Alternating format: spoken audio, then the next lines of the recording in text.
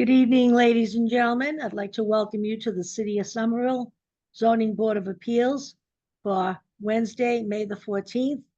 It is 6:03. Pursuant to Chapter 2 of the Acts of 2025, this meeting of the Somerville Zoning Board of Appeals will be conducted via remote participation.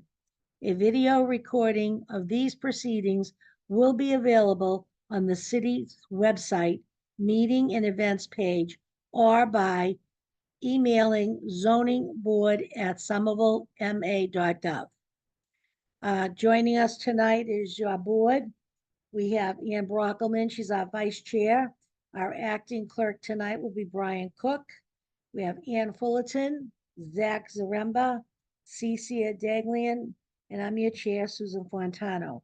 Also helping us out tonight, supporting us with the cases, is our planning, preservation, and zoning board staff people. We have Kit Larson, Steve Carey, Madison Anthony, and Emily Hutchings. So without further ado, under general business, we have some minutes of past meetings to approve. Mr. Clerk, would you please be so kind to make a motion? Yes, Madam Chair. I move to approve the minutes for the April 2, 2025 and April 16, 2025 Zoning Board of Appeals meetings. Thank you. Anybody had any comments before we second the motion? Nope. Ann Brockelman. Just that the April 16th meeting where it says other business discussion of clerk's responsibilities, I'd just like to make sure our members who weren't here note that we felt like we should not continue the discussion because it was important to have everyone here. So I hope to be able to do that at a future time. Right. And I believe that it was the two of the ladies, and I think they caught up on the minutes of the meeting as it was. And if we have some time tonight, it's under other business. We're going to conduct some more conversation about the clerk's responsibilities. Am I right on that for the folks who missed out? That was, Madam Chair, that was the discussion we had at the end of the meeting last week, Right. is that we would discuss it this week. Okay, beautiful. Thank you. So do we have a second on the motion to approve? Second. Seconded by Ann Brockelman. All in favor, please say aye as we go around. Zach Zaremba. Aye. Ann Fullerton. Aye. Ann Brockelman. Aye. Cecilia Daglian. Aye. And Brian Cook. Aye. Let the record show 5 members all voting in the positive, the motion carried. Next, under our public hearings, first on the agenda tonight is 76 to 78 Powell's Boulevard. It's been open, so you don't have to reopen that, Mr. Cook. All right. So let's see. Who's taking care of that? That's Madison Anthony. Hi, Madison. Hello, Chair Fontana. How are you? Great. So you have people here to talk about their case? Yes, I believe Adam Jareski, forgive me if I'm mispronouncing his last name, is the applicant. This is Kit. I'm going to promote Adam Jareski to panelist. Thank you.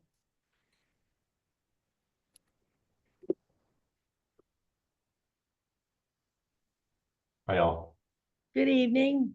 Hi. So gonna refresh our memory briefly as you can, and tell us what we're gonna do. Sure. Yeah. Well, thank you, first of all, Madam Chair, members of the board and planning staff for helping me navigate this process thus far. We've continued this several times as we've been working with neighbors to try to resolve some differences and reach compromise. I believe we've done that. And so here we are before you. I'd like to sort of just orient you to, who I am, who I'm representing, and what I'm asking for and why. So again, my name is Adam Jaroszewski. I'm a part owner and resident of 7678 Powderhouse Boulevard, and I'm representing the other owners tonight. So that's my wife, Jenna Faden, and my father-in-law and mother-in-law, Andy and Mary Lou Faden. I'm a lifelong Mass resident. I lived in Cambridge and Somerville for the past 15 years now. We purchased the home in 2021, so we've been here since. We are asking for a variance related to the ordinance stating that driveways are not permitted in the frontage area. We're requesting the hardship variance to convert a small fraction of our lot's frontage, so about 67 square feet, into driveway so that we can access a new driveway that we'd like to build. We're zoned for this new driveway. However, we would not be able to access it without the variance. So to orient you to, I have slides, but they're not necessary at all to show.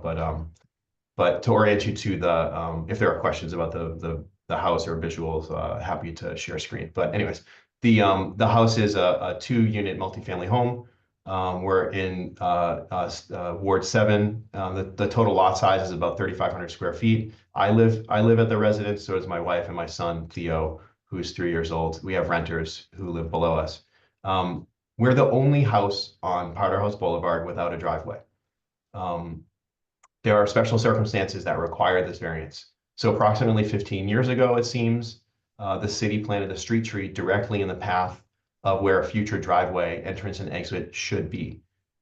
There's no reason that we can see or infer that would have required the city to plant this tree at its current location. There's about 20 yards on either side to do it.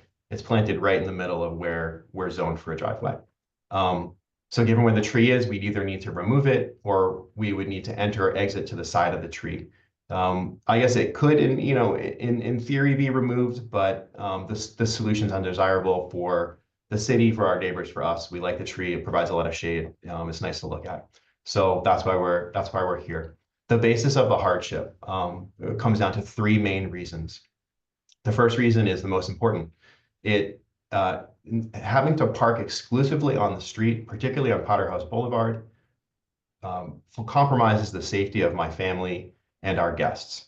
As you know, Powderhouse Boulevard is a busy, narrow, and even sort of narrower boulevard, and it's windy in our area. This boulevard is used by service trucks and cars alike. Cars routinely speed despite the speed humps, despite the calming procedures that have been installed. It's now even more narrow since the bike lane's been installed.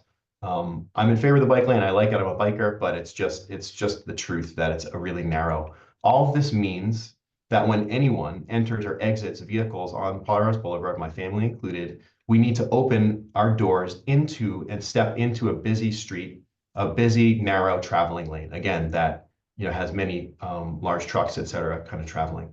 So if you time this or you don't see a car coming in your mirrors, it's very easy to sustain injury and damage. And we've seen that happen.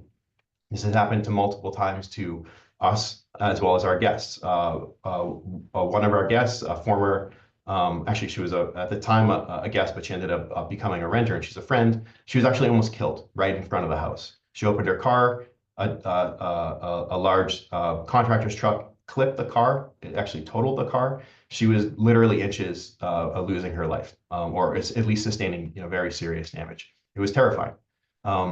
We could park across the street, away from our house, but so that would be a little bit safer. But it's still narrow. We still have to open the doors into traffic, step into the traveling lane, and the closest crosswalk is 50 yards away. That's difficult when you're carrying groceries or a child or a dog, or for our parents who are coming and providing childcare or just hanging out. So the safety is really the primary reason why we're seeking the basis for the hardship. The second reason is that parking on the street exclusively, and that's Powderhouse and surrounding streets, really jeopardizes our property. So this is both with respect to our vehicles and our guest vehicles. Our car has been struck multiple times when it's parked. We've sustained body damage, scratches, dents, minor stuff. We lost a few mirrors. This adds up, a couple $1,000s, et cetera. Our guest cars, as I mentioned, one guest car was totaled. My mother-in-law's car was hit and it was taken off the road for a month, and it sustained $1,000 of damage. So it's pretty substantial. So parking exclusively in this area, it comes with risks to property. We've sustained this just in the past 3 years. The last reason, the basis for the hardship is that we can't always find proximate parking, and that's due to being so close to Tufts. In the summer, it's pretty quiet, but during the school year, especially when there's sports going on, it can be busy at times. So that just kind of exacerbates some of the safety issues, and some of the kind of the difficulties, being near, proximate crosswalks, et cetera. It's particularly difficult when you have a child or you're an older person. Okay, so as for the relief afforded by granting the variance, I believe it's free of detriment. So there's a couple of reasons why. The desired relief is negligible. So only a very small fraction of the lot's frontage would be converted to driveway. As I said, it's only 67 square feet. And it's only a minor extension of the area that's zoned for this usage. It's not novel, it's not out of place. There's other driveways in the area, in the proximate area, like literally adjacent houses that have driveways that are angled such as ours. Also, the desired relief would be safe. So based on Somerville's accident and crash data, which are publicly available databases that document all the accidents and crashes in Somerville since 2010, we can basically prove that driveways on Powderhouse Boulevard are extremely safe. So we have data from 2013 where the location of accidents included full data. So since 2013, there's only been one collision occurring at a driveway junction on Powderhouse Boulevard. This happened in 2024. There was no injuries reported or suspected. So if you consider that there's over 100 driveways on Powderhouse Boulevard, there's likely multiple crossings per week for each driveway. Over the past 12 years, we're talking about one accident with no injuries for over hundreds of thousands of crossings. That's an extremely low base rate. And I would offer that proves essentially that driveways on Powderhouse Boulevard are safe, and certainly with respect to what it's like to sustain hit and run or hits on your vehicle, or to just be a pedestrian in the area. There's been more people killed on Powderhouse Boulevard or put in the hospital because they've been hitting crosswalks in this past time, orders of magnitude more than accidents occurring in the junction of a driveway. Okay. So what about the benefits? I think actually there's several benefits that this desired relief would grant us. First, it would create a couple of now 2 off-street parking spaces. This would align with important city initiatives to decrease parking and traffic congestion and increase pedestrian and traffic safety. It's in line with the Somerville's curb study. It's also in line with the aims of Summer Vision 2040. The comprehensive plan for Somerville. This relief would also ensure that the street tree would be preserved in its current location, and it would help continue to provide shade and other benefits. And I know that's a priority for Somerville, as it is for my family. This relief increases or would increase the overall permeable surface of the lot because we'd be removing some non-permeable concrete and we'd be putting in true grit pavers, which are permeable. So that would help alleviate water runoff issues that we know are impactful in Somerville and in this area in particular. But also, I think really crucially, allow us to safely age in place and raise our family in Somerville where we want to be. Again, this is very much in line with the goals of Somerville's comprehensive plan.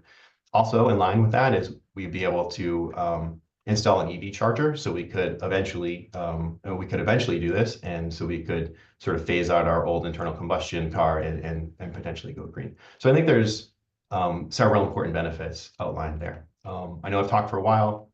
I think that's pretty much all I have for you now. Thank you. You said all the houses have driveways. The house to your right is the corner house, right? That's right. I don't see a driveway there on Powderhouse Boulevard. The driveway's on Mason. Yeah. Oh, but you So it's said around the Powderhouse corner. Boulevard. Well, sorry, all the residents, Yeah. all the residents on Powderhouse Boulevard have Yeah. driveways. They may not all be on Powderhouse Boulevard. Did you look into with the city, how much red tape would it have been to move the tree? Keep a tree, but to move it, was that a big deal? Yes, I did look into that, and I've been to several tree hearings and was strongly advised by the arborists and city officials that this would be pretty undesirable and even a higher standard because we're on a scenic boulevard. So we looked into that, and it felt like it didn't make sense. And like I said, I think we like the tree. And I think in your packet, and that I would see from the planner, Hmm. when you have this opening put in, you're gonna pull into that, but then go on the side of the house. You're not gonna leave the car in the front. Is Correct, that yeah, the plan? that's right. Yes, it'd be on the side of the house. It would not be in the frontage area. Right now, we have one vehicle, so we'd be primarily using it, with our one vehicle, and we could pull up. We have it with the new plans you can see, but yeah, we pull up and it would be complete out of the frontage. If we had a guest, it's possible that some of that might be in the frontage, but that'd be a rarity. And you have the width? You have the width? Yeah, would it be, if it's helpful, I could share my screen and we could look at the plan, but yes, we have the width. We'd like to see it, please. Okay, sure. It will just take a second probably here.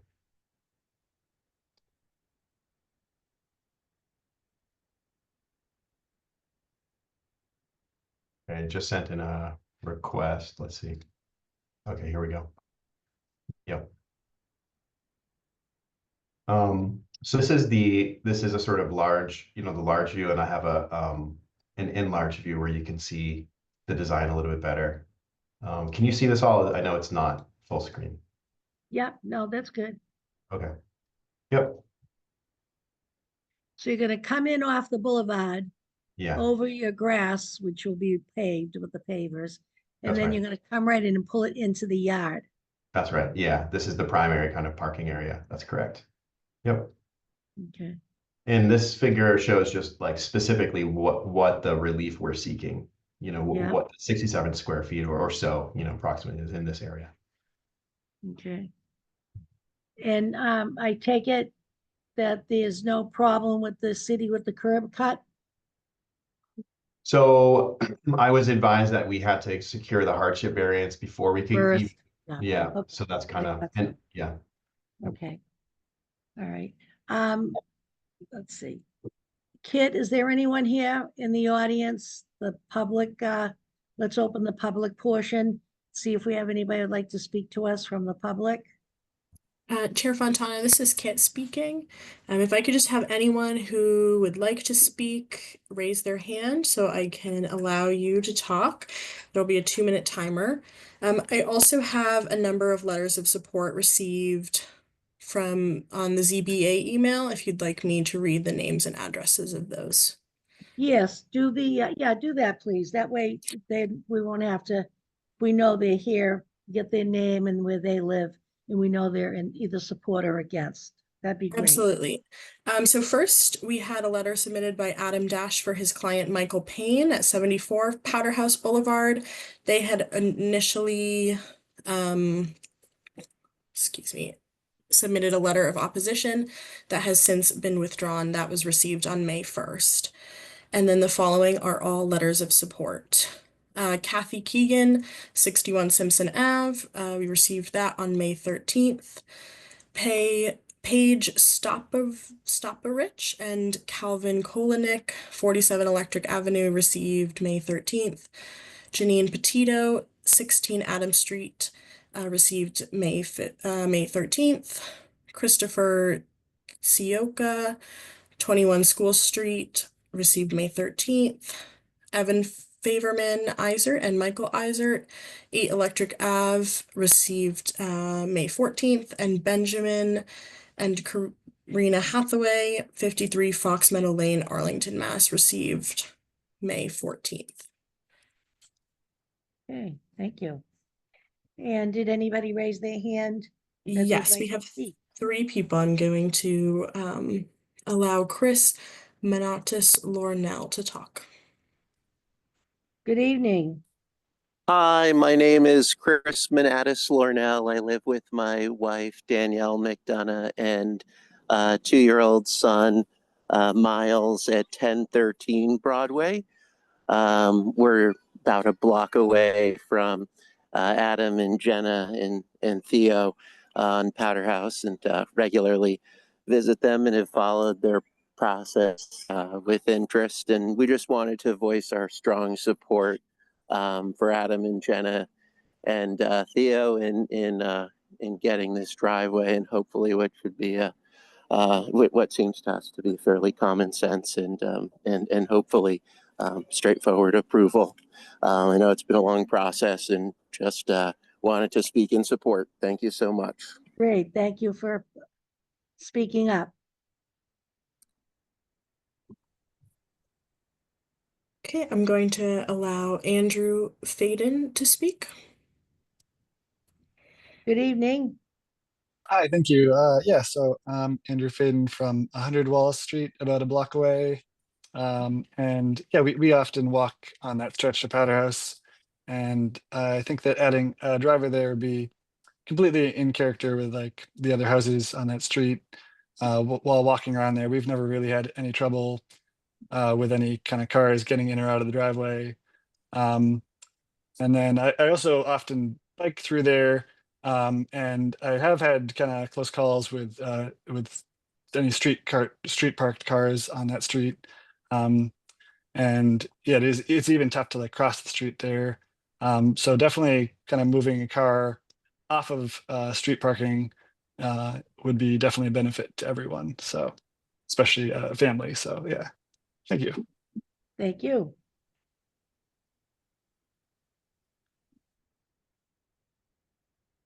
I'm going to Josh Goldman. Good evening. Good evening.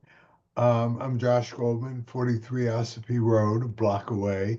My wife and I live here. We've been here since 1979, and I want to strongly support this.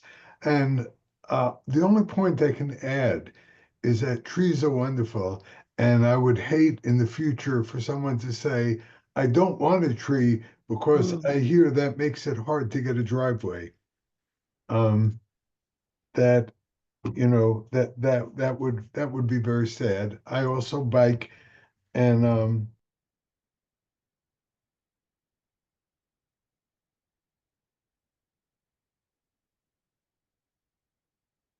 Hello. Kit. Did we lose? Let me see, Josh Goldman. Yeah. Should be fixed now. Sorry about that. oh, okay. Can you hear me now? Yes, sir. Okay, good. I'm at 43 Ossipee Road, and I support the variance. And the only thing I'll add is that I think trees are wonderful, and I would hate in the future for someone to say, no, I don't want a tree in front of my house because I hear then it makes it hard to get a driveway. Yeah. That's it for me. All right. Thank you. While we speak to the board, Kit, I'd like to leave the public portion open for another minute or two and see what the board has to say about this. Okay, I believe we have one more. Benjamin Hathaway. Hey, Mr. Hathaway? folks. Hi. This is Benjamin Hathaway. I live at 43 Fox Meadow Lane in Arlington, Massachusetts, but I was previously a tenant of Adam and Jenna's in their downstairs apartment at 76 Powder House, along with my wife, Karina. And, we certainly experienced the parking congestion and near misses while we were there. And in fact, it was my wife that was almost killed. One night while we were living there. I think Adam was out in the yard and literally watched it happen, where a contractor, was traveling, and I don't know if he was speeding or not, but my wife was parked and had the door open, and she got out and was almost killed as the car was struck. So I just want to voice my very strong support and say that it will just make the area more safe. Thank you. Thank you.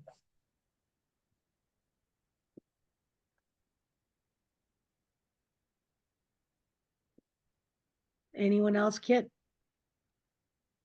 I'm not seeing anyone else with their hand raised. Okay. So we'll open it up to the board. for their comments.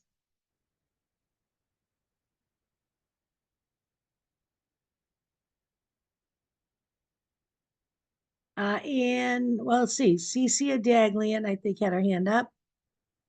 And then we'll go to Ann Brockelman after. Thank you, Madam Chair. I,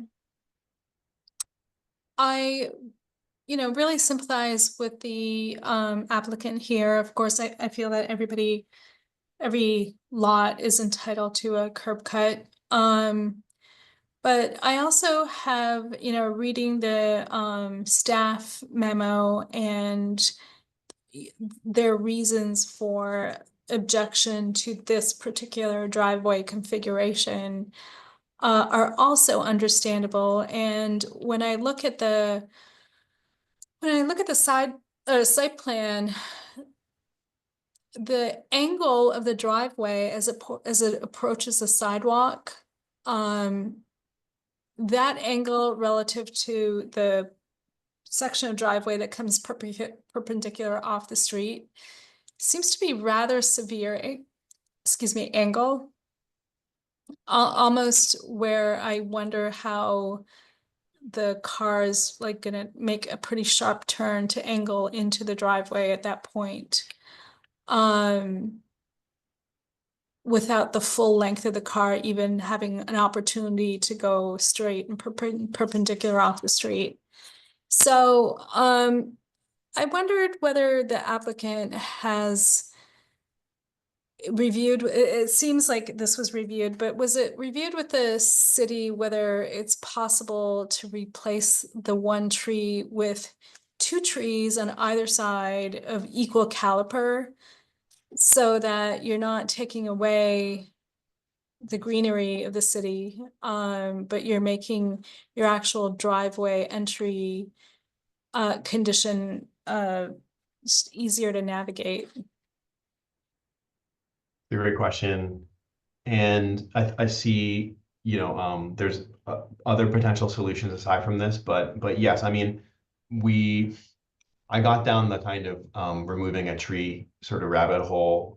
This was a couple of years ago now, and I have to say, like, we proposed this. We're certainly willing to plant and pay for the removal and a couple trees certainly, and we were just really strongly advised that that was not tenable, and I got the sense that it would require a tree hearing, and if there was any written sort of protest, that the mayor would have to make a decision. I went to a couple tree hearings. There was protest. That was 2-3 years ago. The tree that was, no, I'll be like brief about this, but the tree that was a subject there had destroyed someone's foundation, and the tree's still there. So I got worried that I think that would be a totally reasonable solution. It just wasn't feasible given how the procedures, et cetera. And so I was worried that we would get hung up and we would, my family would not be safe for even longer. So that's kind of how we came up with this. Now, as for the angle, I agree. It definitely appears severe. One thing I would note about that is that I'm just looking at the plan now, and if it's okay, maybe I'll just share my screen real quick so we can look together. This is, so we have a Subaru Outback. It's about 6.5 feet wide, and this is 12 feet. So the car would be, certainly more narrow than the lane here. I wonder if kind of making this sort of adjusting this angle, I think you can see my mouse, of the angle of the kind of exit here proximate to the tree, a little bit less severe, if that could potentially alleviate this issue. I understand the concern.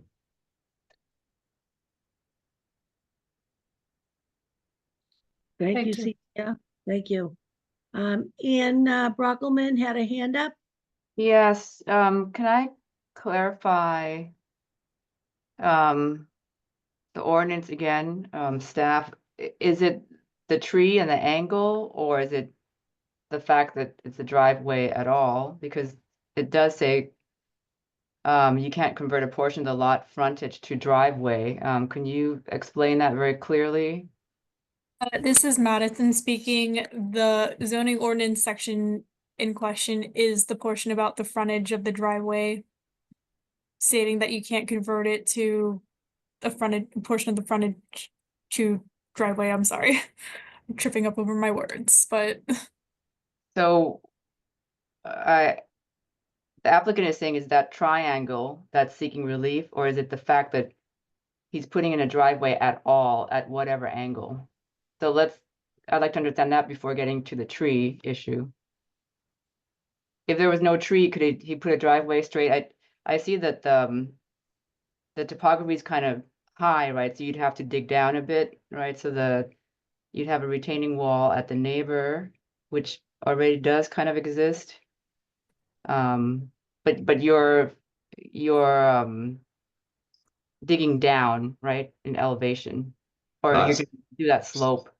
Yeah, very slightly. My engineer has basically said it generally follows the slope, but it's down to about, I think, about 6 inches, but it generally follows the existing Like the slope. second step, I see you have 2 steps there, so maybe Yeah. the second step would be the level of the driveway. Yeah, something to that effect. I mean, it looks like again, we can look at the topography on the plan real quick if we Yeah. would. So yeah, I mean, the street's at, 100.1, and, the engineer's drawings, so you can kind of see it's about, every several feet it inclines about half a foot or so until we get up to, Yeah. so we have 2 feet to make in something like 20 feet, basically. Yeah, but again, are we talking about the angle, or are we talking about Yeah. the fact that he's doing a curb cut at all, at whatever angle? Can you Right. define what lot frontage is? Yeah, so I can take a crack at it. So basically, my understanding is that the frontage is defined by I think you can see my mouse. Basically, if you drew a line from the side of the house to the right of way or to the street, all that portion in front of the house is the frontage. And so we're seeking relief from the ordinance that says, you can't have any portion of the frontage be driveway. This area, if we were to kind of, just run on the side of the house, we are zoned for that. And that would be fine. Basically, the problem is that there's a tree in the way and we have to drive into it in order to exit in the way that we are zoned for. Staff, can you confirm that you agree with that interpretation of the ordinance? yes, that is the correct interpretation. Okay, thank you. And can I ask a quick Yeah. question with you? Can you not go on the other side of your house? Do you not have the width? And we don't, yes, we don't have the width They don't, over no. here. Yeah. I have It's about another 3 feet. question. Go ahead, Ann. I'm sorry. The 8 feet, usually if you really want to clear the tree, you would go to the drip line, right? Whatever Yeah. the extents of the branches are, that's what you don't touch or don't pave. Right. How did you get the 8 feet Mhm. from center of trunk dimension? Is that based on, an arborist or tree best practices? Yeah, it's a great question. This is based on correspondence with the city. Namely, I believe his name is Posterwaith, I think the city engineer. And we had correspondence basically kind of trying to understand what it would be. Would it be 12 feet, which is the drip line, or could we get it in, in more proximate? And they said, okay, fine. The zoning ordinance doesn't define, how close you can go. So it's really the city engineer's call, my understanding is, and they said 8 feet, so. But I'll say this with the caveat, and this is noted in, I believe it is 13, note 13, that in order to be within the drip line, they wanted us to have basically a porous apron across that area and to excavate it with the air, so to really not disturb the roots. So. Yes, and I have a final question for now, Madam Chair, that's okay. Please. There are 2 lines, the front property line and then where the shade extends. Yeah. Where the sidewalk starts, which one is your property line? My understanding is that the property line is the bold line, and then this portion here, which is called the right of way. That's my understanding. And yeah, that's kind of, I've looked into this a little bit and I haven't been able to get much more clarity than that. So. Okay, thank you. For now, those are my questions. Thank you. Thanks. Thank you, Ms. Brockelman. Anybody else have a hand up? Or a comment? Ann Fullerton? Thank you, Madam Chair. So I think that my concern, it aligns with member Digland's. I'm just worried about the angle in the apron on the other side of the curb cut. I don't have a specific concern of the curb cut placement, but that perpendicular angle to Powder House Boulevard and then navigating it to your actual driveway. And I think that if they were lined up, so the same angle carried to the curb cut, it would be, in my view, clearer for pedestrians about your approach sequence. Was there anything that drove the perpendicular relationship in the actual apron under the tree? No, there was no, no, I think it was just a design choice by the engineer that I think generally followed, well, I'll say this, there are other driveways that kind of, exit onto the street in an angled fashion, and they tend to be kind of catty cornered like this, sort of pushed to the side. And they do have some angle, but this would, and so this, I think it was to try to generally match what else is happening in the neighborhood, but I should say that there is a range of those angles in the neighborhood. So there wasn't a specific motivation behind that. I think it was just a design choice that, yeah. Okay, and it wasn't driven by any other city entity telling you that was the right. No, that's correct. Yeah. Thank you. Thank you. Thank you, Ann.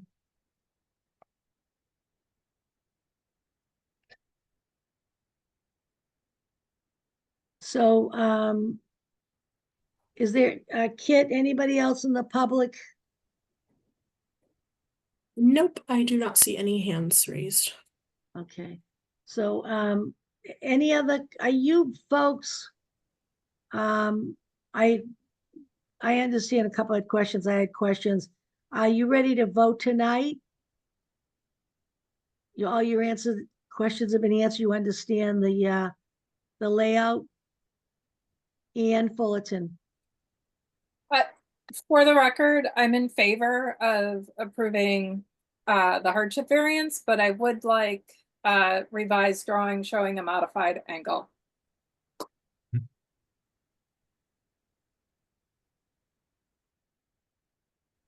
Madam Chair. Yes, I'm sorry, Mr. Cook. Thank you, Madam Chair.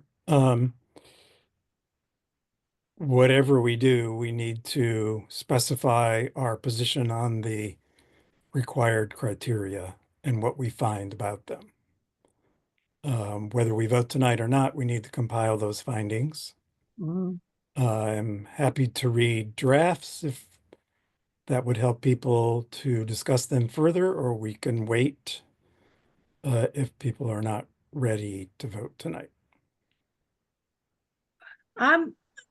I'm not happy with the angle of having to go in and then turn. That's what I'm having a problem with.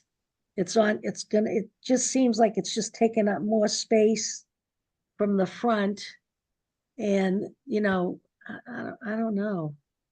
I'm looking at the, other cars. I didn't realize how many houses on the boulevard had the driveways.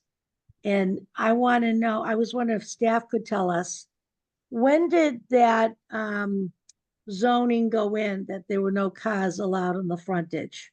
How long ago was that? Do we know? Chair Fontano, this is Madison speaking. I genuinely do not know. I apologize. Okay. Because I know I thought it was not forever. And I know when I come to work and I drive on the Mystic Valley Parkway going west to Route 2, across from Dilboy Field and stuff, they've stopped that parking out the front. It looked like a parking lot driving down the street. And, I know it's hard in the city for the parking, but the safety's a part of the issue where it is. I mean, if they allow in other parts of the city, why not? But do we have to perpetuate it? I don't know how I feel about it. That's why I want to hear from everybody. I want everybody's 2 cents. Um, Madam Chair, yes, yes, It's- Mr. Cook. it's Brian again. Since I'm not a design professional, I don't have a position about the design of the driveway. Others have spoken to that. So if that's a stumbling block, then perhaps we need to delay a vote. But I do want to press the matter because as the zoning board, we need to establish the zoning question and whether we would provide the zoning relief. Yeah, so let's go forward with some of the wording of what we do, what's the criteria. I want to hear what other people have to say. Like Ian, hi, Ian Fullerton. Ms. Fullerton, go ahead, please. Hi, Madam Chair. So Member Cook, I think that my initial reaction is for criteria 1. The special circumstance is not explicitly topography, but instead a condition in the right of way, the city right of way, that does not allow them to meet the zoned requirement, the as of right zoned requirement. So for criteria 2, I think the homeowner has proven that there's a safety issue for them, an ongoing safety issue for them, and for that has cost them money. And I think that it's an interesting topic that I hadn't heard before about people's concern about how narrow the parking is on Powderhouse Boulevard. I think we've all experienced that when 2 cars are passing each other on that boulevard, it can feel tight, but as a user's perspective, it's a really interesting one that people feel very unsafe getting in and out of their vehicles. And I think that's useful information for the entire city, frankly. And then for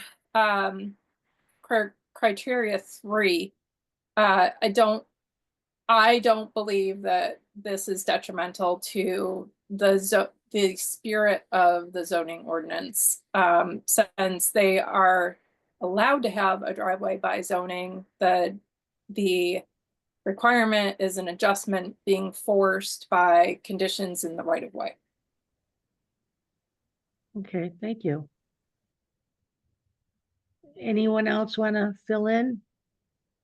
Comment?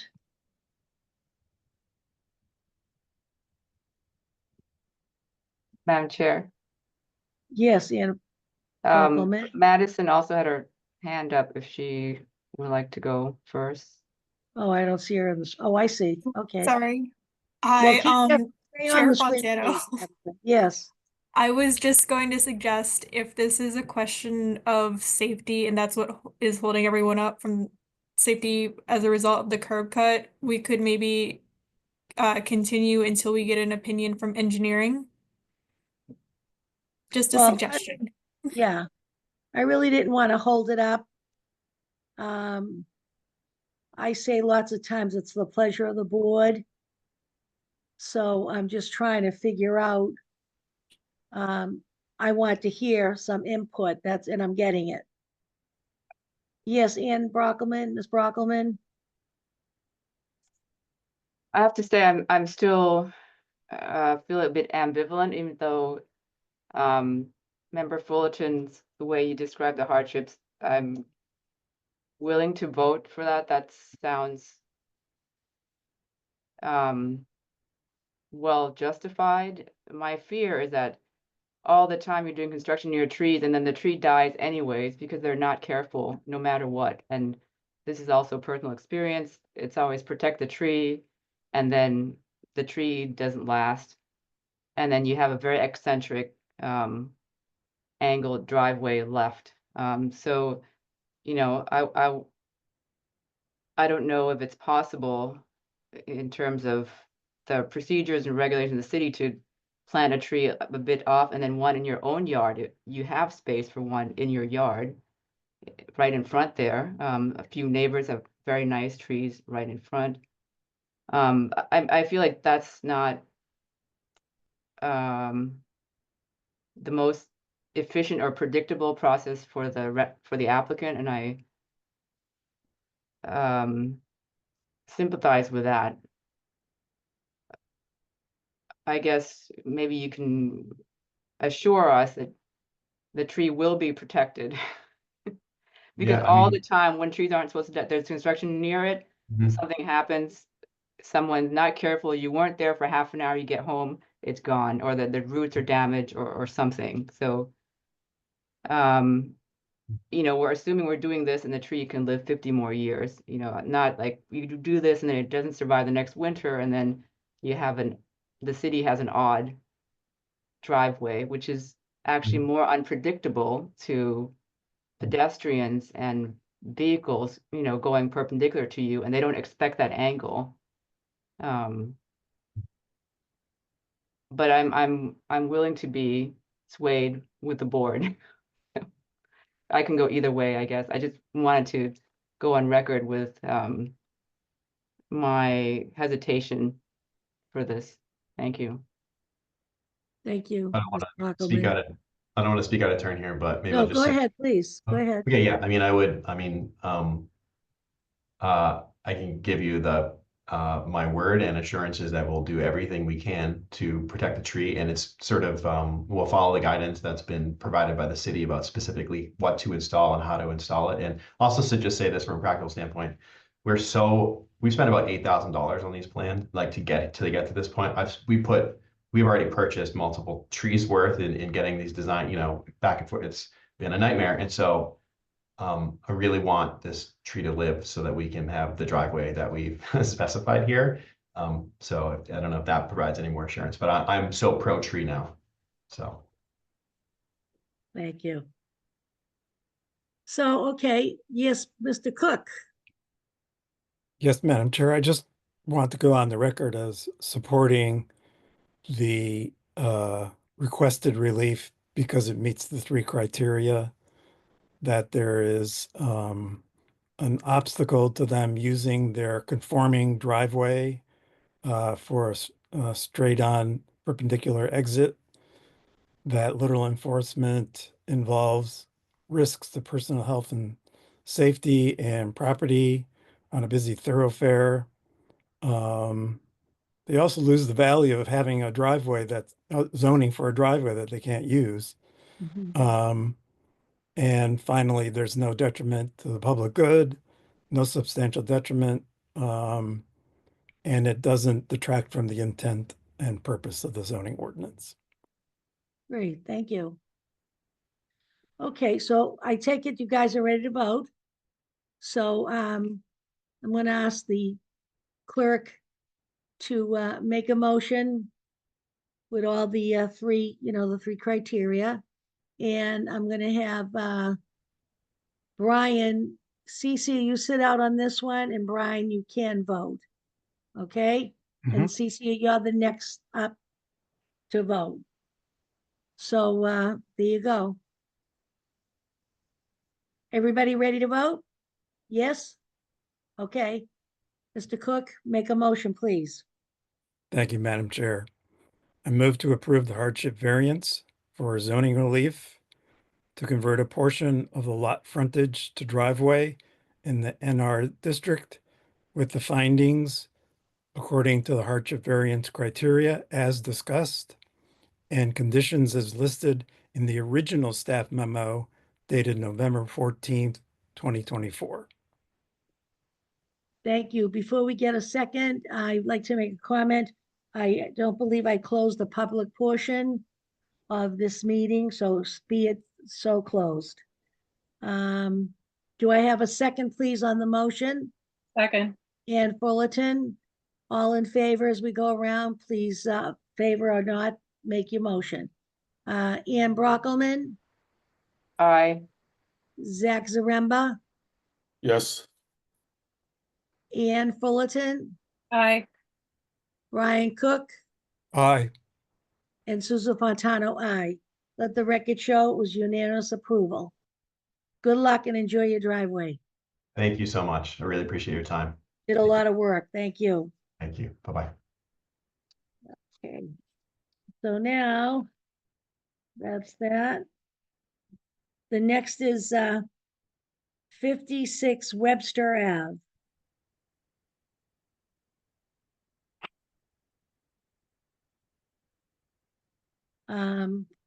Everybody's on board for this case? Yes?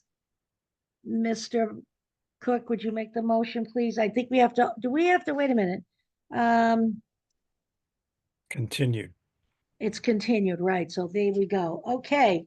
So whose case is this tonight? Steve, I think. Mr. Carey?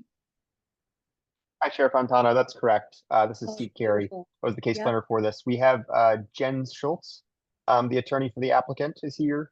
I think Jen, we've promoted Peter, and I believe we're promoting someone that was signed in as Royal Hospitality, which I assume is you guys. Is there anyone else you would like promoted to panelists? Oh, Jen, we can't hear you. Yes, Brian Harrington. Sure. Thank you. I can't hear you, Jen. Okay, I think she's gonna sign out and sign back in. Great. Yeah, Stephen, could you elevate Brian Harrington to panelist as well? Yes, he Thank you. should be rejoined. He is a panelist now. Yep, thank you.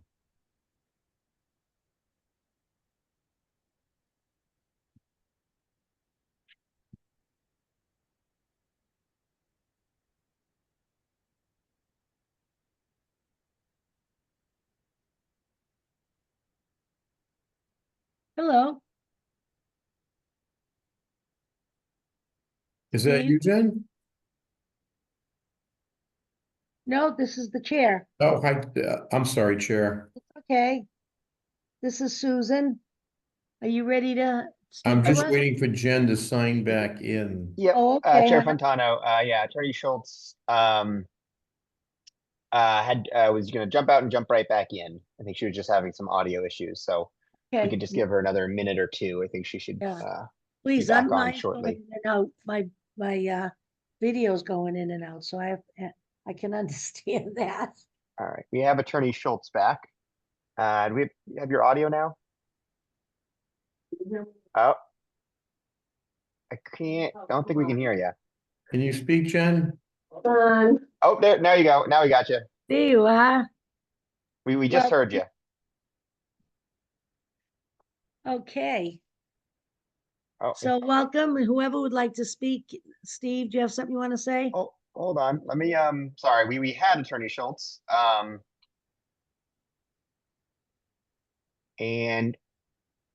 But hold on, looks like she's having some technical issues. Let's give her another minute.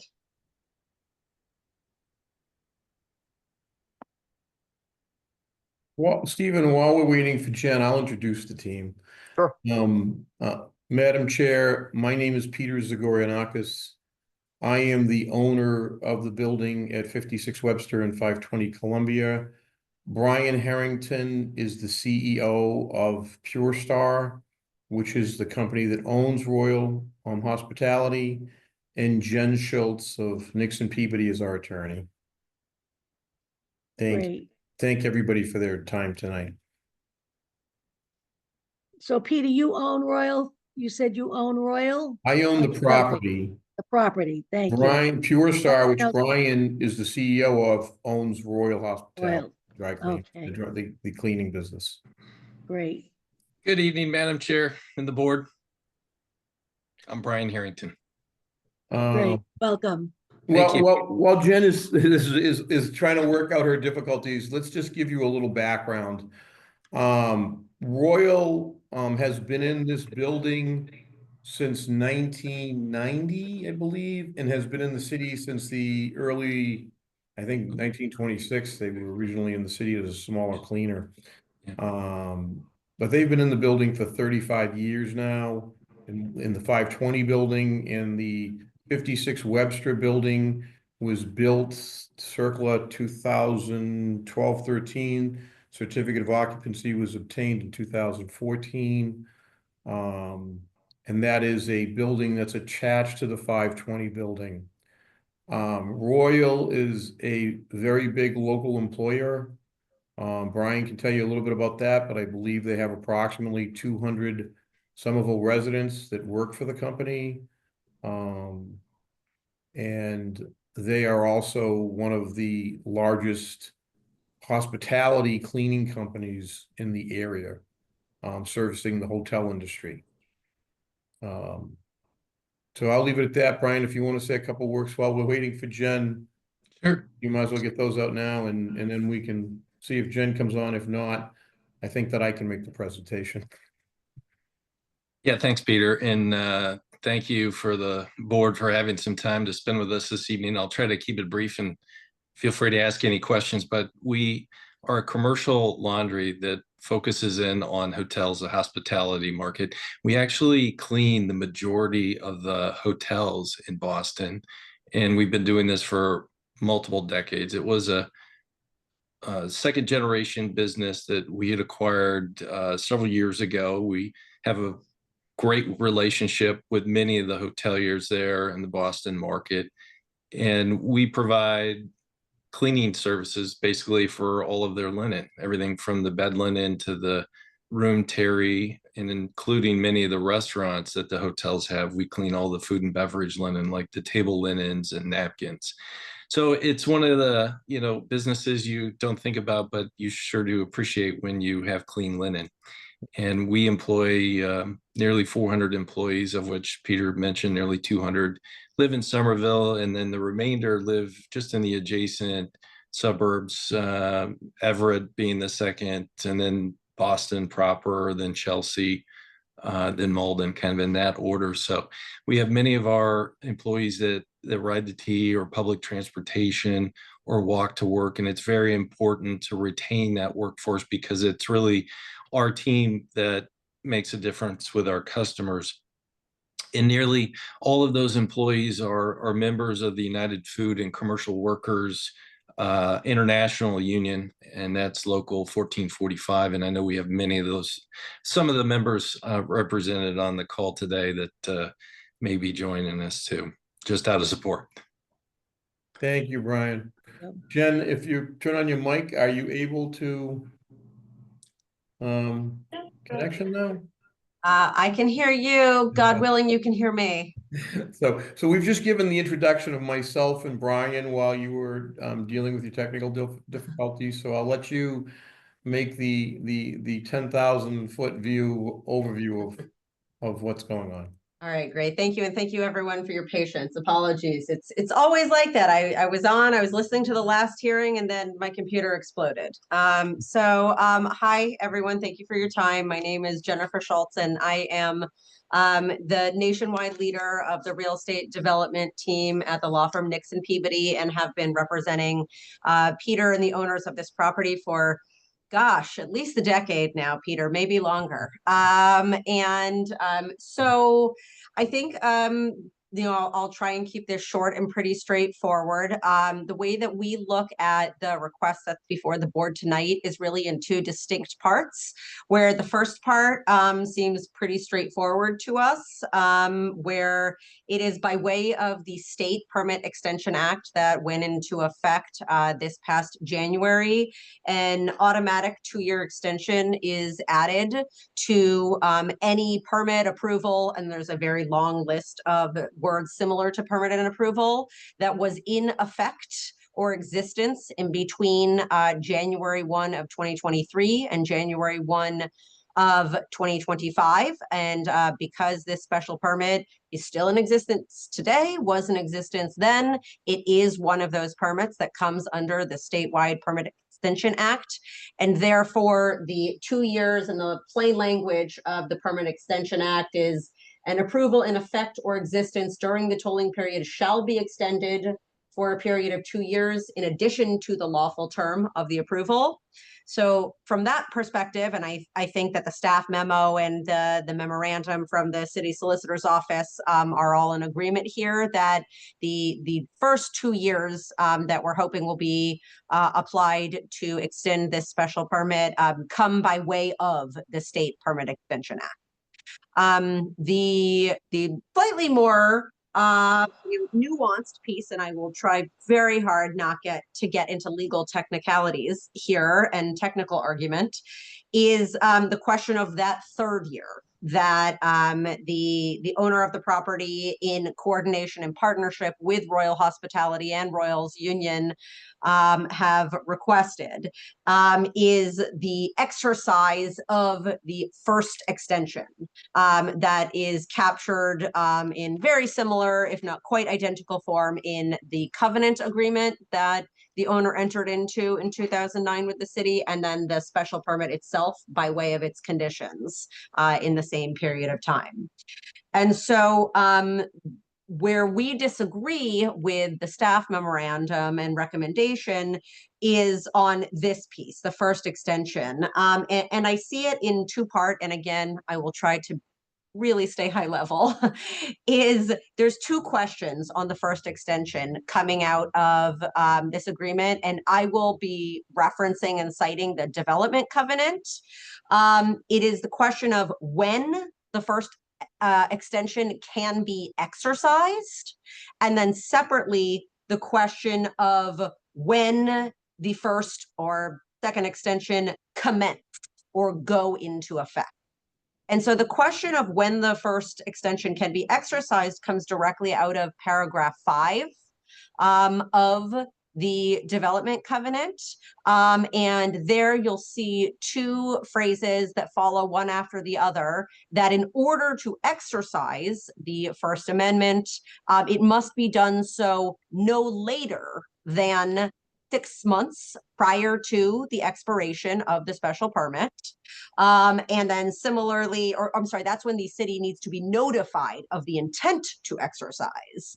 Would you like me to put that on the screen, Jen? That'd be very helpful. I had everything all teed up, and then, as I said, my computer exploded, so I have nothing. I can put it on the screen if you would like. If that's acceptable to the board. I am reciting by memory at this point.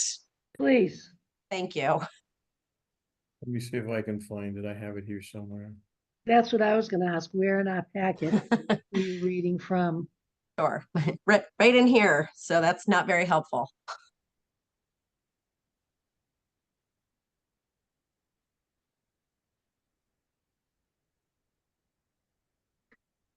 So Peter, when you find it, and assuming you have permission to share your screen. Going, and I'll find it. I have it on my screen. I just have to find out of the 400 items open. There we go. I have to share that one.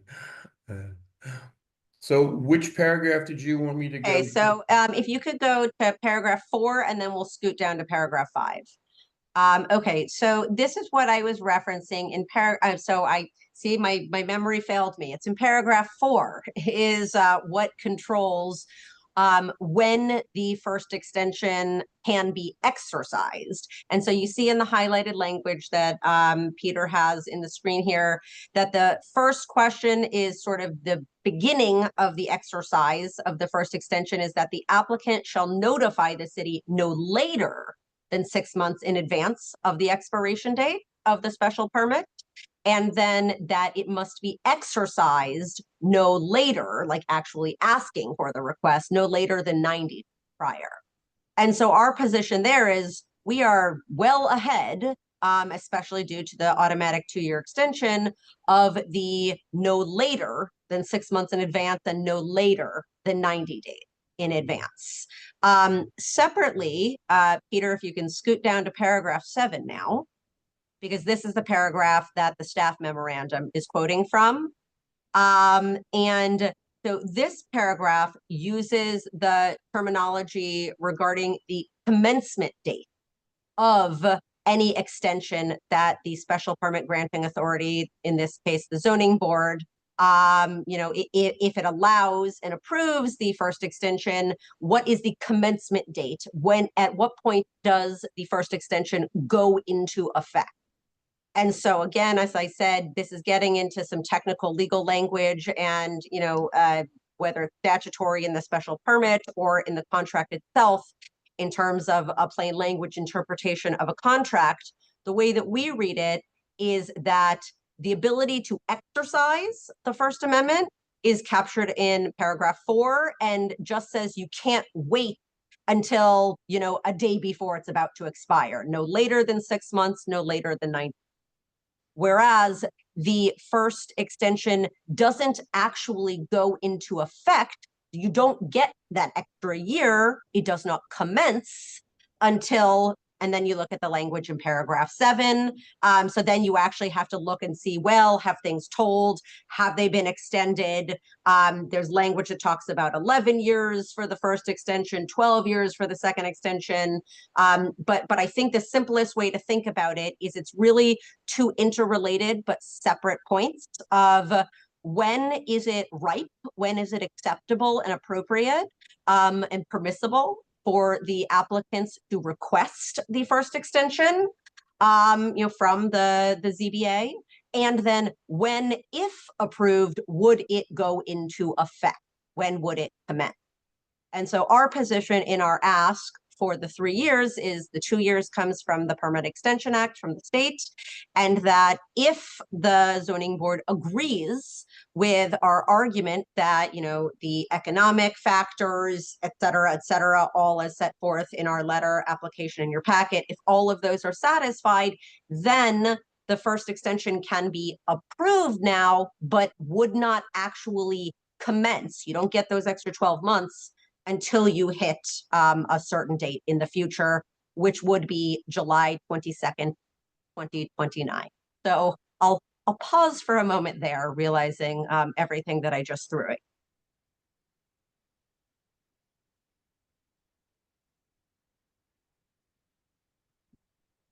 Madam Chair, do you have any questions, I think, because I think it's a good idea to answer them at this point in time. Well, no one's raising their hands. Chair Not everybody's Fontano, on screen. this is Steve Carey, case planner. We do have Kathy Selchert from legal department here. Kathy, I'm not sure if you're able to respond and maybe give the city's perspective on this relative to whether or not it's time to grant that first extension. Yes, Madam Chair, and members of the ZBA. Hi, Jennifer. Jennifer and I have talked before about this, and our interpretation is different, Chair. The covenant is a private agreement between the 3 parties, the city and Royal Hospitality and Triad Alpha, who is the successor in interest to the party that actually signed the covenant. We considered putting the covenant in your packet, and we did not do so because really the covenant is not what controls the decision of the ZBA in the city's opinion. What controls the decision of the ZBA is what actually made it into the permit. The permit and the covenant were drafted at the same time, and they are supposed to, they put in the conditions that are enforceable and that are most pertinent are in the permit already. The sections that Jen is focusing on, she kind of is trying to use the covenant to control the permit, and it can't do that. That's a separate agreement among the parties. What controls this property right now is the permit as it is written, unless the ZBA decides to amend it. And to me, and the point I made in the staff memo, or excuse me, in the legal memo, is that the only way you get to granting the first extension now is if you amend the permit. You'd have to do that first. I'm not telling you how to decide it, but I think that would be the way you'd have to do it. The language that I focused on was the term itself has already been extended, as Jen explained, by the Special Permit Act. We agree on that. We also pointed out that the permit by its terms hasn't expired yet because there's a force majeure event that took place in the permit. You've seen it all. You've all seen it probably in the language. The delay due to the green line, and this is mentioned in the applicant's application material. So from our point of view, the city's point of view, they're at 29, however you slice it, and it was outlined more sequentially in their application. And we think being faithful to the permit as written right now, they can get the 3rd year. And that's the modification we would make. Is the other things that they've also asked for. They don't have to submit to zoning relief right now under the first extension. if you change the permit as outlined in the staff memo. They can do that when they get to the second extension. Right. And now there was another one, and now I'm working off memory, Jen. Well, it's just the natural way that permits work. You don't extend something that hasn't expired yet, and I don't think it's expired yet. Coming in early is not really something that's contemplated under the permit. But I'd be happy to let Jen go back to her presentation. If I may, and thank you, Kathy, nice to see you. So I think maybe taking a even, further step back, and true to what Peter, promised I would do, and then I immediately did not do, which was stay at 30,000 feet, is what we're looking for now is as much time as possible to extend the special permit, because we're all in an upside down world.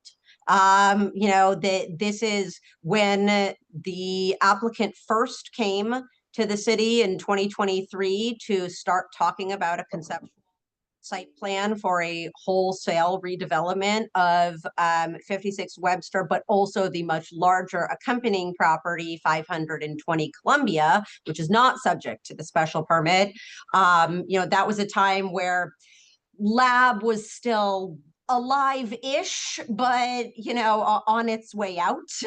And we now just find ourselves in a market, in an economy that does not support commercial development, really whole cloth, certainly not life sciences outside of Kendall Square, maybe Boston's Seaport if you're lucky, and that even residential is not penciling, certainly not if you are a residential tower, which is what was ultimately or originally envisioned by the city as a future transformation of the site.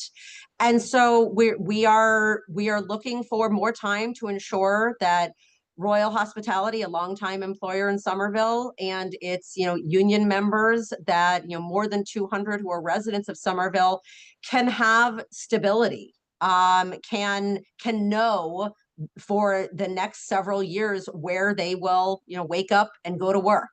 There's nothing. I haven't even said the word tariffs yet, but there's no certainty. And so, what we're asking for is to assure that Royal and its employees can ensure that they have somewhere to continue to exist. And for the time being, where that place is Somerville at 520 Columbia and 56 Webster. And that is our goal, is to allow the business people the ability to negotiate what they need to negotiate with a sufficient forward-looking timeline, so that we are not in a situation, and this is a very quick sidebar, where this is a very peculiar situation, where the special permit, as I just referenced, only applies to the much smaller lot, legal lot at 56 Webster. There is a significantly larger, adjacent lot, but legally distinctive, at 520 Columbia. And right now, the Royal Hospitality facility is on both lots, but only 24,000 square feet of it is on 56 Webster. So whatever is done at 56 Webster is not necessarily what happens with the other 3/4 of the building. We want it to all be the same. Good Lord, I'm sure, Brian's head is exploding, where we do not want the building to go on a severe 24,000 square foot diet. But we're just in a very strange situation in very uncertain times, and we're looking for as much stability in the form of time as we can. So I think that's the 30,000 foot view. Let me say one thing, Jen. I think from everybody's perspective, Brian's business has a huge lead time of planning.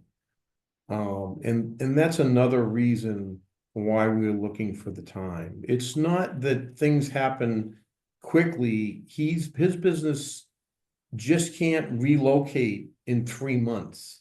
His business doesn't work that way. It's a timetable that is and the only reason I know this is Brian and I have been talking about this relocation now for 5 years. And it's a timetable that has to be orderly and very well planned in order to be successful. So that's why we're asking for the 3 years for the extension, is so this can be done in a very orderly fashion. And as far as the market conditions are concerned, I think everybody here knows them. But literally, there's been 7 brand new biotech buildings built in Somerville. Now, I haven't comped it in a couple of months, but 6 of them are completely vacant. One of them, just another one on McGrath Highway, stopped construction at the foundation. So they have the foundation in and they stop construction. So the market conditions are very dire for biotech right now. I don't think the Trump organization or presidency is helping that at all. As a matter of fact, I think him defunding certain things in science and fighting with Harvard is not helping that at all from what all the industry experts tell me. And I'll close at that. Brian, would you like to make any last comments?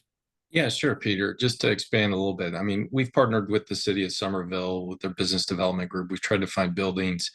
We've been searching now for 3+ years. Peter's been extremely helpful, but we've also utilized other services to look at anything and everything in that area, because retention is the key.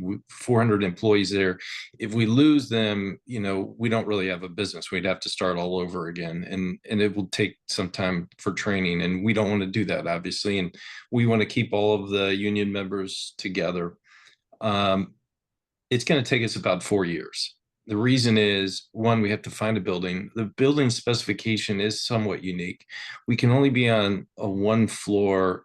We have 36 laundries that we operate. They're all 1 story, 1 floor operations. It's nothing that you can do to elevate or, use elevators to take. It's a lot of laundry that would have to be moved. So it would need to be a single story. We have water requirements, lots of electricity, natural gas. Although we recycle about 60% of our water, we're one of the industry green leaders. It does still consume a lot of water. So the water requirements and wastewater, certain cities may not fit that requirement also. So the other part of this is, we'd have to build a building. If we can't find an existing building, then you got to build the building to spec. And that's going to take, several months to a year just to plan that out, because of the infrastructure, the utilities, and there's a rail system that's used within the building. So there's lots of ceiling requirements, load requirements that are somewhat unique too. And then the equipment, I'm actually at an industry event with all of the manufacturers. Because of everything that's going on in the world, the lead times are moving out, and we're now at 12 to 18 months on this equipment. And we would be able to move some of the equipment from the plant, but the majority of all the equipment would have to be bought new, and there'd have to be an overlap period where we'd run both plants. So unfortunately, if we shut down, we would shut down the majority of the hotels in Boston. And we certainly don't want to do that, because it would damage us from a reputation perspective, not only in Boston, but across our entire business across the US. And, so we have to carefully manage that transition with the customers. We would partner with them, but that also takes a tremendous amount of coordination so that they can continue to turn the rooms and service all of the hotel customers and restaurant customers. So it is unfortunately an extended period of time, and that's why we would ask for relief from the board. And I'll leave it up to Jennifer, because we just run a laundry business. So we'll stay out of all the. I'm trying to follow it all, but that's kind of our ask in essence, is we have adequate time to really properly plan this, and we want to be close by. We're trying to find Okay. something in Somerville. Yeah. All right. Number one, I just want to say, for anybody looking at the screen, I don't know why my video's gone in and out, but I'm here and I can hear you. Can you hear me? Yes, thank you. Yes, we can hear you. All right, thank you. Catherine, I thought the little hand was up. Did you have something you wanted to say before we go further? Yes, Madam Chair. I wanted to give the applicants time to finish their statements. I can only say that the city is very supportive of the laundry staying here, and that's why the city has taken the approach that it has, which is to try to prioritize the laundry schedule for moving as the benchmark for when the permit gets extended. So, I mean, when it was written in 2009, everybody was looking forward to the transformation of Union Square, and development was kind of getting into a point where it would be an up curve. And so the focus of the permit was on just the development. And there's no disagreement that right now development is very tricky and that the markets have changed, and it's not realistic to expect them to have another design put forward and that sort of thing. So a lot of thought was put into what makes sense here. We want the laundry to have the time that they need to move. So we're trying to keep the permit within its current framework, adding to that a timeline for moving the laundry. And as far as maximizing the amount of time, it depends on how you count. I mean, obviously, if you get 3 years right out of the box, what's that 3 years from? Is that getting you to 2030 at this point, Jen? I mean, that's the same point. We're Yeah. ending, my way of thinking is, you're in, all you need to get in the door under this framework, if you change tweak the conditions, you've got 29. To get that extra year, you show some progress on the move. You've found a site, you've done something. We haven't really, I mean, the board they can change that criteria, they can add to the criteria, but making some progress on the move, because that does have to happen first. Nobody wants to try to plan something else and disrupt a successful, necessary, valuable business that has a large number of union members and Somerville residents. Nope, that's everybody's nightmare. We obviously agree that that should not happen. And that's why we're trying to do it in a thoughtful way. So you get to 2030 with the first extension, and then you have another extension. So you get beyond that. And when you're at that point of exercising the first extension, nothing prevents the board from, you know, and the applicant from coming in and saying, hey, we're no further along. You know, here's what we did. We looked at these properties. We did this, we did that. Then you can come in, you know, do it a year at a time, or maybe we decide a year, you know, in 2029 that we know it's not going to be enough, and we give 2 years at that point in time. I mean, we're just trying to sort of see where things land without upending the whole process. Mhm. Thank you. As we're going forward here, is there anybody on the board that needs to ask a quick question of Ms. Schultz, or shall she continue with her presentation? Yes, Ann Brockelman, Ms. Brockelman, please. I mean, for me, it's confusing to go through a lot of text. I understand, from what I understand, you'd like the same predictability of the Columbia address, which is 2/3 of the same physical building. I'm not getting the mismatch right now. Can you kind of just put them side by side, at least verbally? I'll take it, Jen. Sure, go ahead, Peter. So the 520 Columbia building is 57,000 square feet. And that is not subject to this development covenant or Anything. nothing. It's not Okay. subject to anything. And the 56 Webster Ave property is about 24,000 square feet, and that is subject to this special permit. That's helpful. I thought it had a different timeline that you were then trying to match, but it has no timeline at all. There's no timeline at all at this point. Correct. Ms. Brockelman, the thing is that Royal really needs the space in both buildings to run efficiently. So I understand where Catherine's coming from the city's perspective. The problem from a business perspective is we can't wait, you know, it's a great concept to say, okay, 2 years, you know, in 2029 or sometime in 28, we come back. And if the economics haven't changed, if they've changed in the city in development, then we can move forward with the project, or we can then ask for another extension. The problem with that is business is very difficult to run that way. Brian and I both need to make decisions, and they're different decisions, but we both need to make business decisions well before those dates and waiting for a board to approve whether they can stay another year or 2 years. My other thought is, and I know that Catherine's mentioned that the special permit is the definitions in there are different than the development covenant. But the development covenant is pretty clear on what we need to do for an extension for a year. And it was put in there for very specific purposes. And then it has a second extension year, which becomes much more onerous on us as the owner of the property if we go for that second year of extension.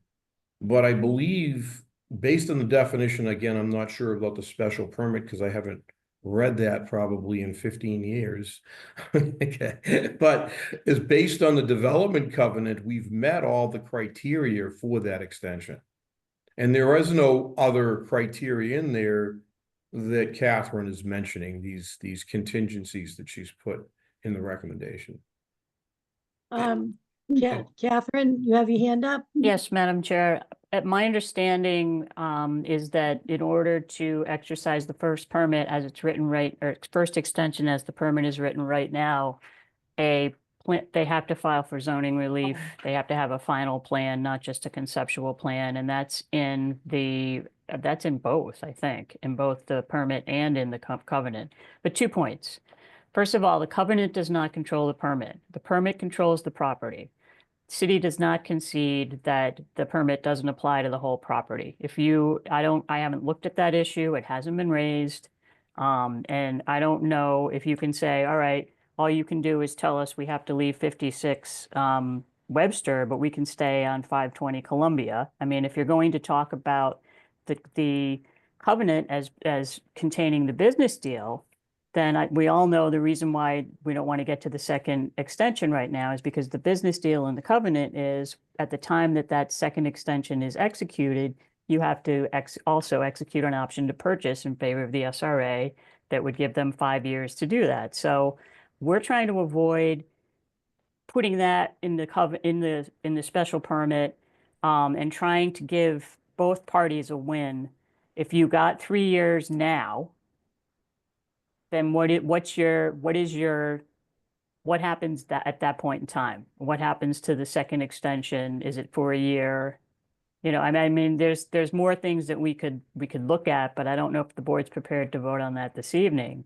But, and the timeframes keep changing, but I think, it was 18 months and now it's 4 years. And I understand that probably is very true with the conditions that are going on right now. They impact everything that you have to do in order to move. So we're just trying to find common ground without, weighing. That's what the board has to decide is what's reasonable in this case, what's reasonable for the parties, how they want to look at this permit. But I really think the covenant, it's the private deal among the parties, a voluntary agreement, and the portions of the covenant that the ZBA at the time thought that were appropriate to put in the permit are in the permit. So for what they're doing tonight, I would suggest respectfully that they look at what's in the permit right now and the criteria they would need to consider in order to change the existing permit and not get distracted by what's in the covenant, because there are things in the covenant that both parties don't like. Thank you. Madam Chair, if I may, I just think to the first point, and I'm not sure this. I don't think this does need to be, well, not litigated period ever, but not metaphorically litigated this evening. But the question of what does the special permit control?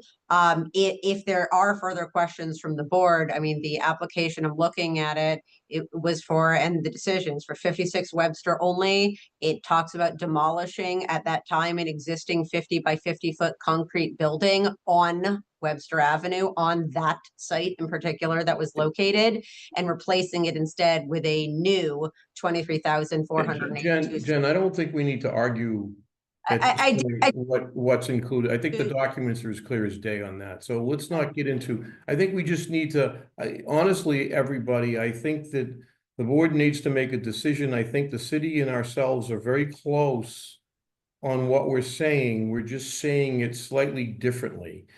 I think the city is saying that they're willing to give us the extension, but they want contingencies in that extension that pertain to this additional year. And I think what we're saying is, based on what I see from the documents and what Jen sees from the documents, we're not subject to those contingencies for the fifth year, for the third year. And I think that's the difference in what we're talking about, is whether that third year has contingencies or does not have contingencies. And I think that's really, at this point, I think everybody's made their presentation as to what they think. And it's really the board's decision to make that decision on whether the third year has contingencies or no contingencies. And I think that what Catherine is saying is based on the special permit, which is what she's going by, these contingencies are fair. And I think what we're saying is based on the development covenant, they're not required. So those are the two arguments that are on the table. Did I summarize that pretty well, Catherine?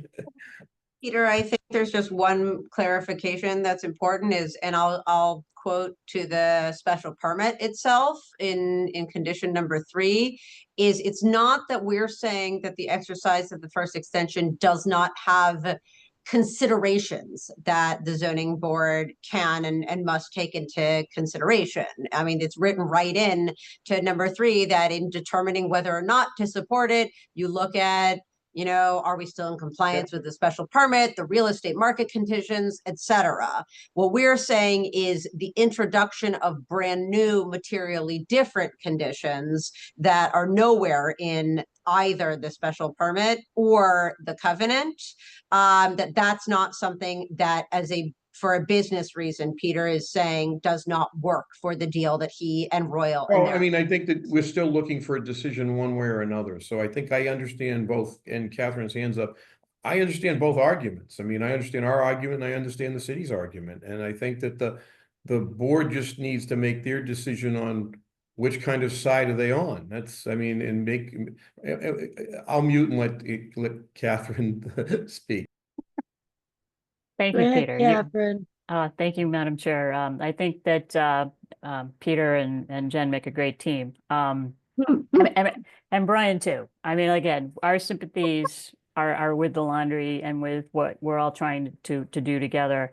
I guess where I would slightly differ with the argument as Peter has laid it out, is that you can't extend something that hasn't terminated. I mean, you can, but logically, you don't get to the point of an extension until something is already expired. I understand why you're arguing it, and I understand how you got there. I'm not sure that I agree. The other, I guess, and there was something else that you said about the covenant. The covenant is, again, covenants they're private deals, they are voluntary, they are aspirational, and they don't control the ZBA or their actions. And I don't want to agree that that's what they should be the board needs to look at. They look at the permit, they look at what it said before. Oh, the other point I wanted to make is that saying that the criteria that we're trying to add is not in the existing permit or in the covenant. It's in your application, and that's where we're getting it from. And so we are accepting your argument that you need significant lead time to move the laundry. We are saying everyone in this room, at least as far as I know, wants the laundry to move ideally so that other things can be developed in that particular place in Union Square. Assuming that both of those things are true, then what we're suggesting is the board can get you 95% of where you want to be, and all we're really suggesting is in 2029 or by the time before that extension expires, before this term expires, or you know what I'm trying to say. You just show that you've made some progress. You have 3 years to come in and show that you've looked at 10 sites, none of them worked. I mean, then we'll have a different ballgame and maybe look at some other things. But again, these are criteria things that were mentioned in your application. Catherine, the board. I think we're saying. I'm done. I'm done. Yeah. Excuse me, wait, Peter, excuse me. I'm He sorry. was still speaking. I'm sorry. Catherine, are you all set? Is this my I'm meeting, Peter, or is this your meeting? Oh. Is this the board meeting? Yeah, I think we're getting a little too casual. Yeah, Um, really. Yeah, Madam Chair, I think I've made my point unless a member of the board has a question for me. All right, thank you very much. So for the board, would you raise your hand if you have a question or a comment you'd like to make at this time? Nobody is. Yes, Brian Cook. Thank Mr. you, Madam Cook? Chair. It seems to me that all the parties are agreed that we get to July 2029. Mhm. So it's a question of when they want certainty on exercising the other two extensions. They want, that is, the applicant wants us to say, yes, you can exercise them when you're ready to do that after 2029. The city wants to say, wait until we're approaching 2029 for you to request extension of the two extensions with the conditions as indicated in the staff memo. To me, I don't see that much difference. So if this were a court, I would say the party should work it out and come back to us with a complete agreement, and then we can endorse it. Because otherwise, we're just going to be spinning our wheels here on which thing is the right version of when the extensions will be exercised. Catherine? Yes, Madam Chair, I appreciate very much what Member Cook has just shared. I think that's a fair summary. And I think if what we need to get us to that next point is to take away some of that uncertainty, I think that would be another potential way that the board could rule. And just say that give them, if you're going to give them 3 years, just say what is, let's go back to one thought that was in the mayor's letter, is just reporting on what's been done. I guess the city's position is we're not saying we don't want certainty. What we're saying is we want accountability for the move, because the conversation started in 2022. They needed 3 years, and now it's 2025 and they need 4 years or 3 years, depending on who's talking about it. So yes, there's a lot of lead time, but we're not making progress. And there are a lot of reasons why progress hasn't happened. So the reason why we're sticking with the 29 and then the 30 is to not necessarily jettison the framework that's there. But if there's something that makes more sense, all right, we're practically at 2030 anyway. You could change the permit and say, then you'd have to decide, is this an exercise of an extension? And then are you putting more extensions on it or not? That's part of why I was suggesting doing it, saying, here's the first extension. It's almost a given the way we're setting it up. You just have to report back, say what you've done, tell us where you are, and then you can look at it afresh, more or less. You can either just go to the second, and then it'll give us time to work out the concerns around the second extension. But I appreciate your point. I mean, you could just do whatever makes the most sense. And I don't know if we're going to agree privately to do something different, but I appreciate hearing from other members at this point. Okay. Anybody else have a comment? Ian Brockelman? And forgive me if this is obvious, but the condition, um,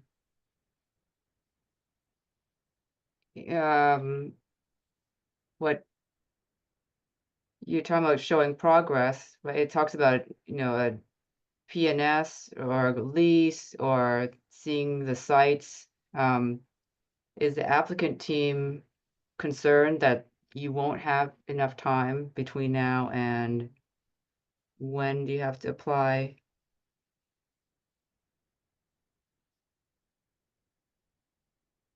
Those conditions, is that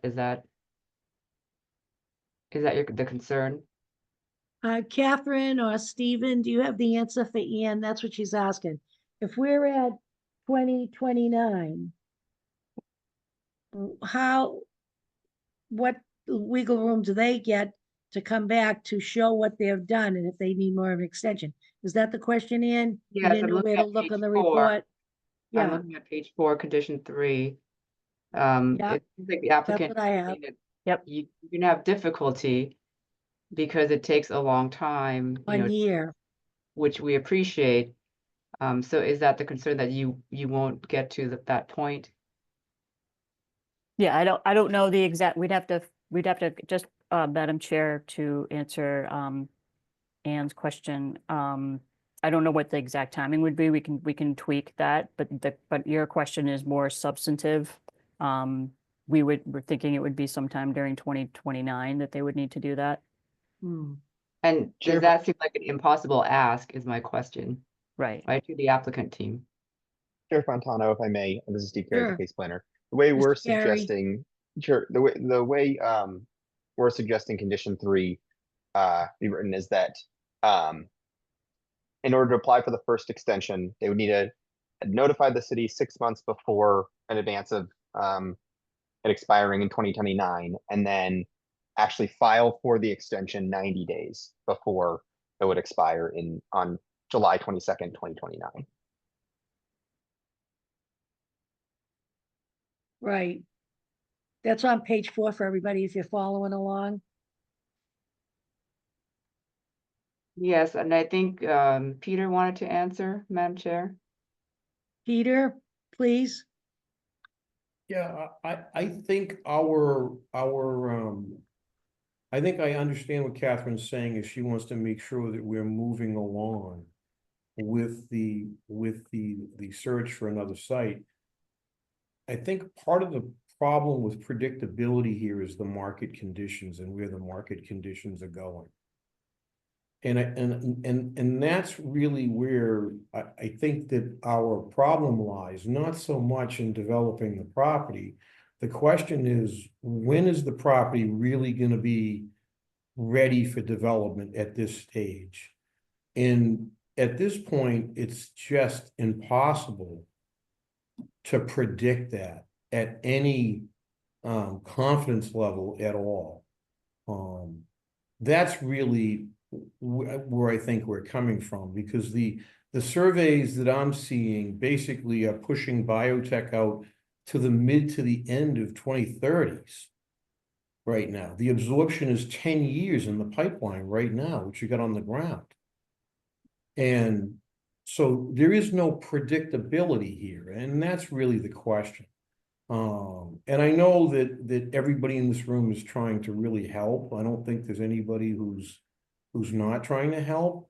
It just becomes a predictability issue. If we have to work this every couple of years, obviously we can do that. But at some point, you need some predictability when you're running businesses, both from Brian's perspective and from mine. And that's really what we're talking about here. Brian Cook, please. Hand raised. Thank you, Madam Chair. It seems to me that at least as far as the conditions, the way the staff has recommended rewriting the condition, that we can understand progress is made toward relocation quite loosely. I believe even Catherine said this, which is if they come back and say the market condition just isn't conducive to it yet, that's a report on progress. It wasn't great progress, but it's a report, and then they can exercise the first extension. So I don't think the condition on exercising the first extension is onerous at all, but that's my perspective on it, at least as far as the staff is recommending. The second one is more demanding because you're filing for a permit for zoning relief, and that's something entirely different.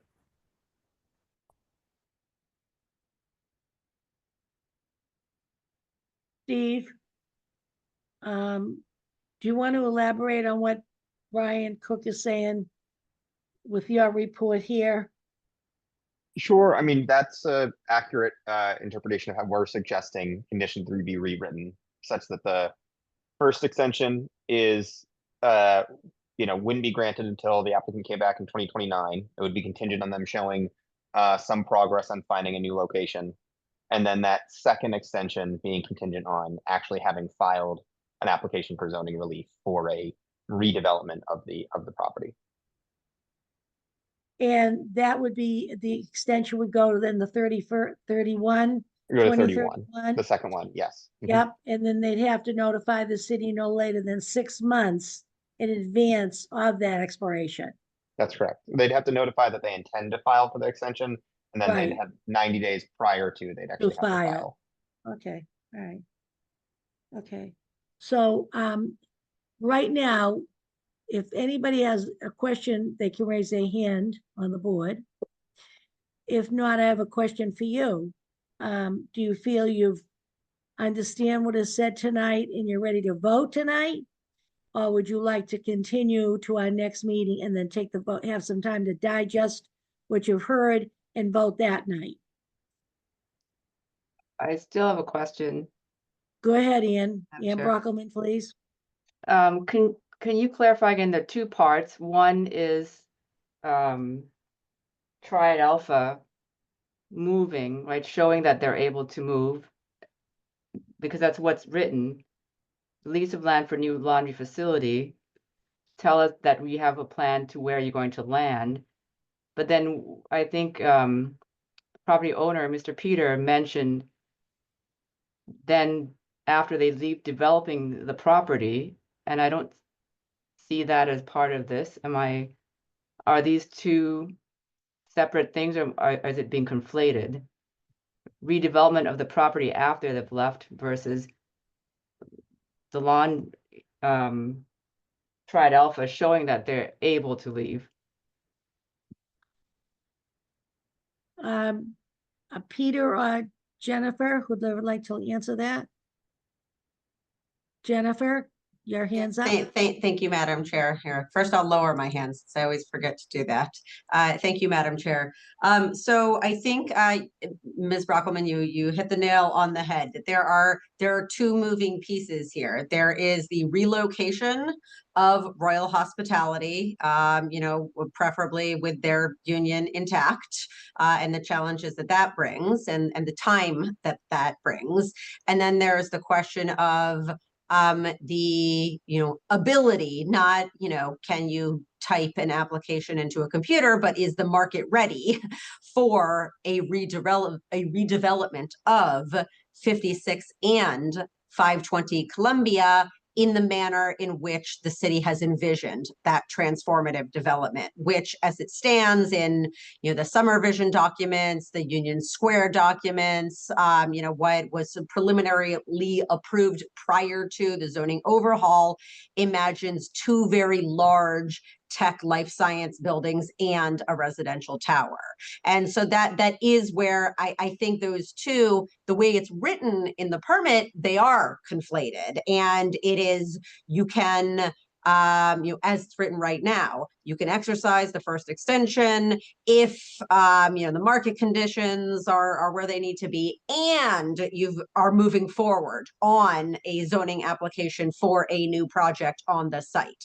So it brings them together. But I do wonder if something that Kathy suggested or mentioned a little bit earlier might be the simplest way out of this quagmire, at least this evening, which is a simple extension of the special permit. And I don't know exactly what word or line or paragraph it would be in to make it add 3 years, because what I don't think anyone wants is to force Royal out and then have the site sit vacant and undeveloped. And Royal is happy where they are right now. Their union members, a lot of whom are on the call tonight, are happy living in Somerville and being employed in Somerville. And so perhaps the simplest thing to do is to find a way to a 3-year extension, two years of which come from the state act. So it's really a 1-year extension from the board, from the locality, and then don't change anything else.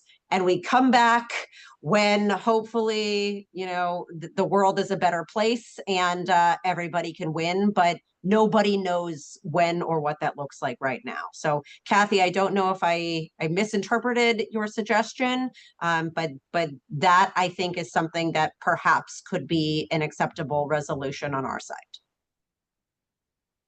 Thank you. Madam Chair, someone else has had their hand up for quite a while, Kim? that you can't Kit? see. I'd like to let Kit? them speak first. Yes, thank you. Madam Chair, I just want to remind you, we have not yet opened public comment, but it seems we're a little bit veering into discussion. So I didn't know if we wanted to pause the discussion and open public comment, but I just wanted to bring that to your attention. Okay, I just have one question. So with the last comment that Jennifer made, what's the target date with your suggestion? Thank you, Madam Chair. I think the target date would be the permit now with the Permit Extension Act and the force majeure brings us to July 22nd, 2030. And in order to get any later than that, then we are in the permit as written right now, first extension, second extension, and we cross our fingers that, you know, the world allows everyone to live happily ever after. Okay. Okay, yes. Oh, Catherine's hand's up again. Go ahead, Catherine. Hi, Madam Chair. I guess what I was saying earlier, Jen, is we're practically there. And I like Member Cook's read on this a little bit better. It's that what the city is asking for is progress, measurable progress. And to Member Brockelman's question, the permit right now doesn't take into consideration the steps on the move, which really has to happen first. And that's where everyone agrees we need certainty. No one disagrees that the market's may not sort itself out, and certainly not for a new lab building on this site within 3 years. So I guess our view right now of a compromise is, yes, you've already got the 2 years. Yes, you are 90% of the way to a third year that you want through July of 2030. Just come back and show us that you've taken some steps, and we'd be happy to have that conversation. And then, you know, the permit going forward would keep the laundry move as the priority and that certainty and predictability for the people who are going to be most directly impacted in the short term by this decision. And so that's where we were coming from. Nobody can predict the market, but we can try to preserve what we have at that site that's working well for everybody involved at the moment. Thank you, Madam Chair. Thank you. Thank you. Where is Kit? Kit, let's open it up to the public. If there's anybody out there with their hands up. Is there a lot of hands? There are no hands yet, but if anyone would like to speak, please raise your hand now. Okay, we've got one hand. Let me bring up the timer. Just give me 1 second. Sure, take your time. It's all right.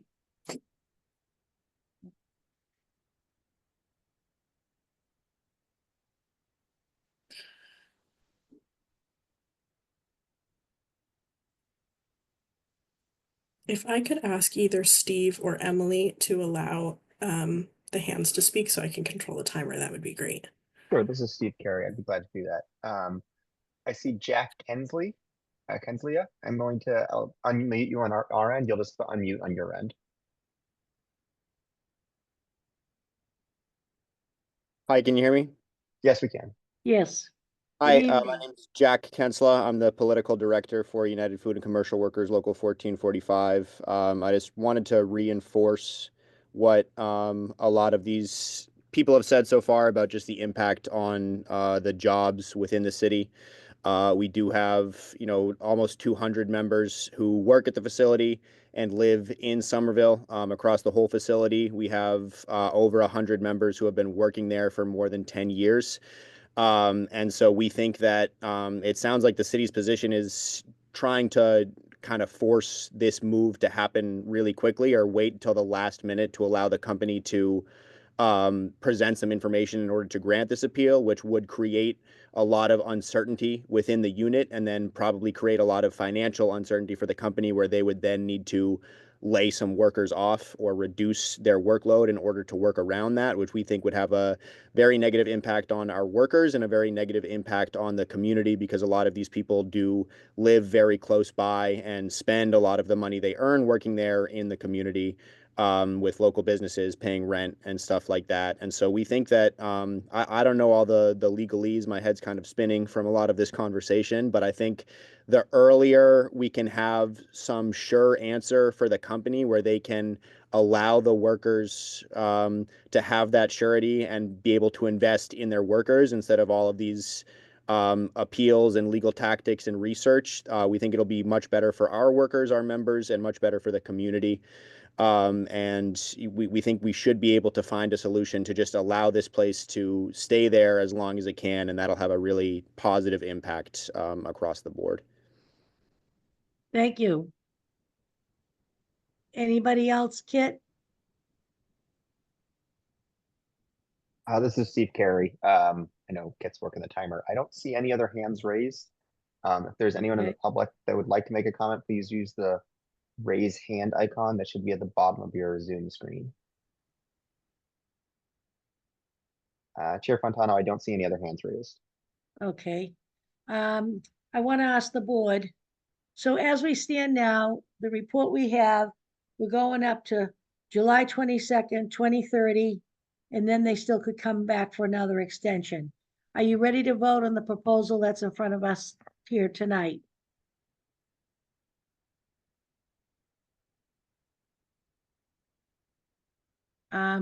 Brian Cook? Thank you, Madam Chair. Maybe now I'm confused because we're definitely, if we agree on what's already agreed to, we take them to 2029. 9, right? So the dispute is over whether there's a condition on an additional year's extension to 2030. I think that's what's making everybody nervous.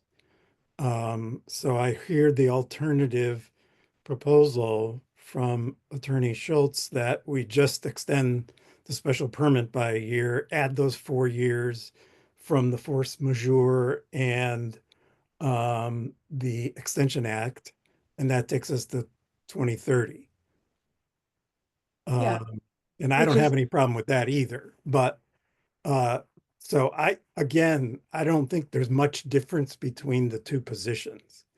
So I would support either one, but other board members may feel differently. Okay. I'm looking, I don't see anybody raising their hand.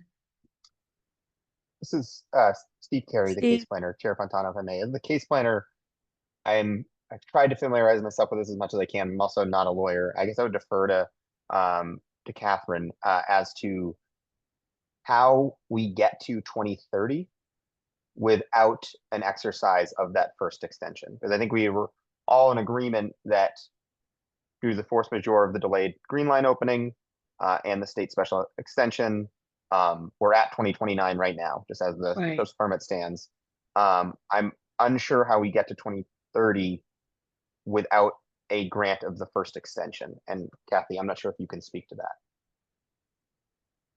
Yes, hi, Madam Chair. I guess what I would say is, I think what, there's a couple of things. Well, I mean, you are changing the terms of the permit.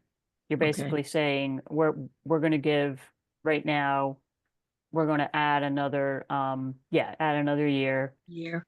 And then my question would be, does that year become the second extension, or is it the first extension? Are we changing the, you know what I'm saying? Are we changing the terms of the permit so that we give the parties, yeah, I mean, that's where I gotta get hung up on the details of how that works, but I'm not, I can say from where I'm sitting right now, I'm not against getting them to 2030 in the way that Jennifer Schultz has suggested. I guess but I think from Steve's point of view, we would need you are in essentially amending the permit. And so we'd need to figure out what the permit's going to say in order to Okay. have that happen. All right, thank you. Mhm. Ann Fullerton had her hand up. Thank you, Madam Ann? Chair. So, Catherine and Steve, from your perspective as city representatives, is there an argument for why it would be, if we modified the permit to end at 2030 and extensions beyond that were by request? Is there a reason to make that the first versus second extension from your perspective?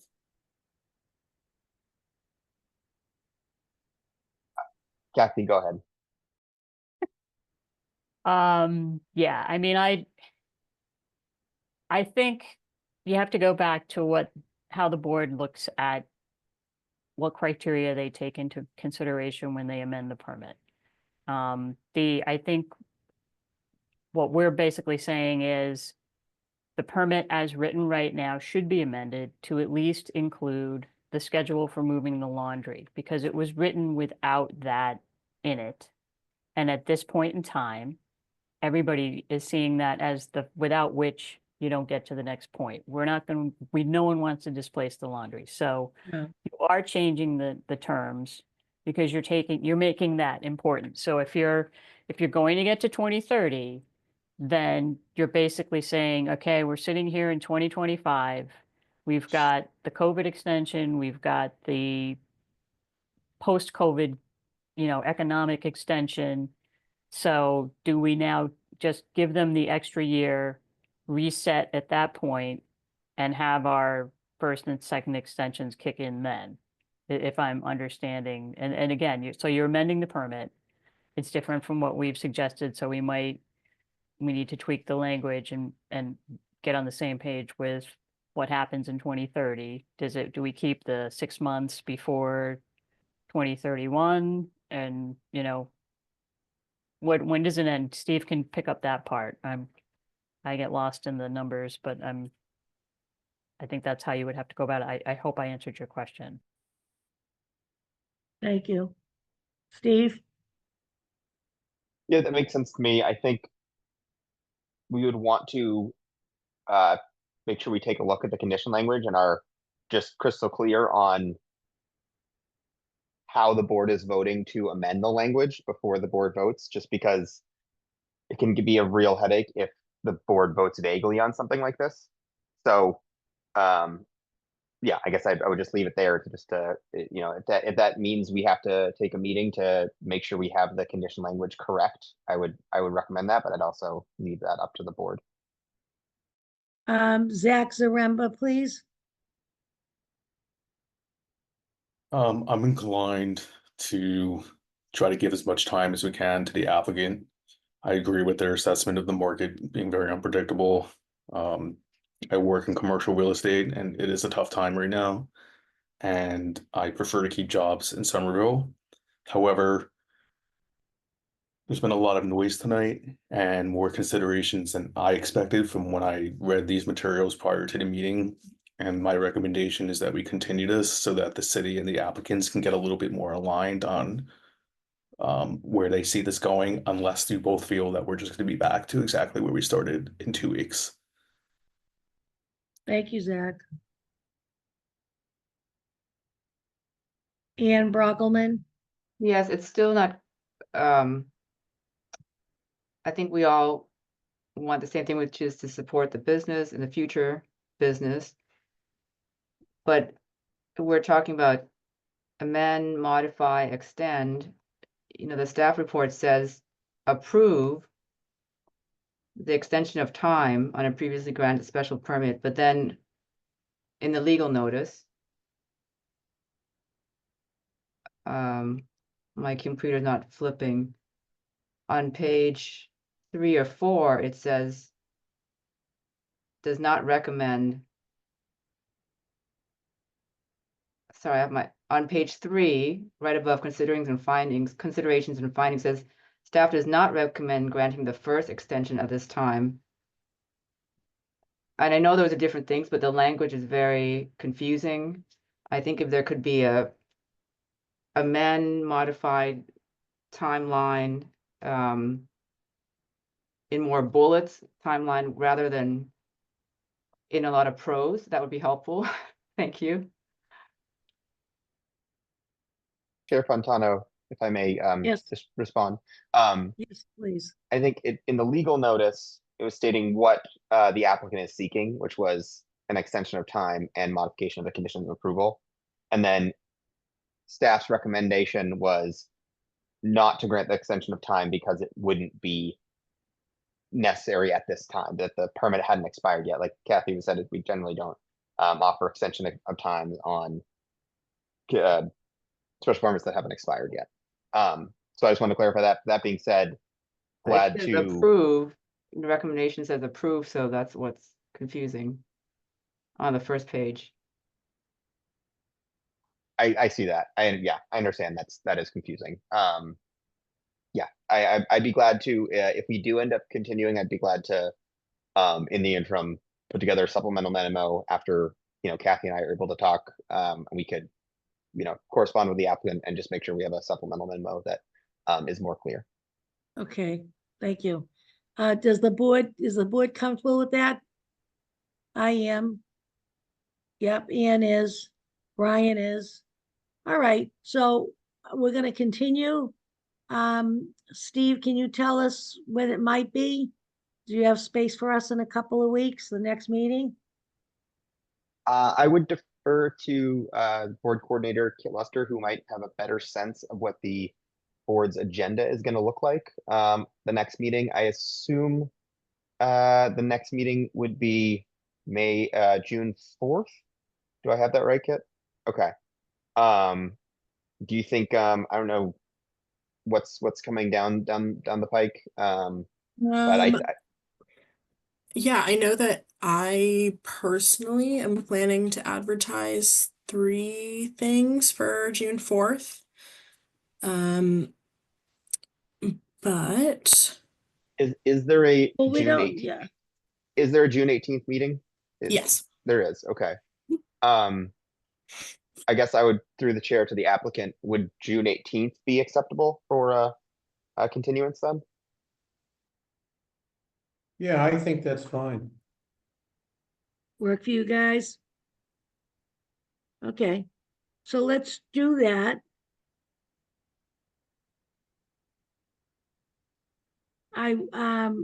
We should be pretty much on board that night. We hashed out a lot of the stuff tonight, the verbiage and stuff like that. I think though, I will keep the public portion open just in case, I don't want 300 people coming, and doing this because I think we really crashed out a lot of stuff here tonight, which is very good. I think it was a productive meeting. So I'm going to ask the clerk to make a motion to continue this until June 18th, 2025. I think the applicant's okay with that. Jennifer, you okay with that for sure? Good. Yes, All Madam right. Chair, thank you. And Steve and Kit, that works for the city? It does. And Catherine, thank you for tonight. Yes. And you're I know you'll welcome. be on board with them. Mhm. Brian and Peter, all of you, thank you so much. I hope I'm not leaving anybody out to say thank you to. Could we have a motion, please, Mr. Cook? Yes, Madam Chair, someone else will have to carry the motion. Okay. I Cece's move, gonna vote. I move to continue the case of 56 Webster Avenue, ZP 25000025 to the June 18, 2025 Zoning Board of Appeals meeting. So moved. Thank you, Ann. As we go around, we'll take your vote, say aye or nay, whatever you like. Ann Brockelman, Yes. I'm looking for my people here. Brian, Cece Daglian, Aye. Ann Fullerton, Aye. Zach Zaremba, I and Susan Fontano, aye. Let the record show it was unanimous, 5 votes in the affirmative. So we'll see all you folks on June 18th. Thank you. That's good. Thank you, Madam Chair. Right. You have a great evening. Thanks, everybody. Thank you. Thank you. Bye-bye. Okay. Madam now, Chair, I'm sorry, may yes. we have a 10 I minute was just, recess? yes, please, 10 minutes for everybody. Thank you.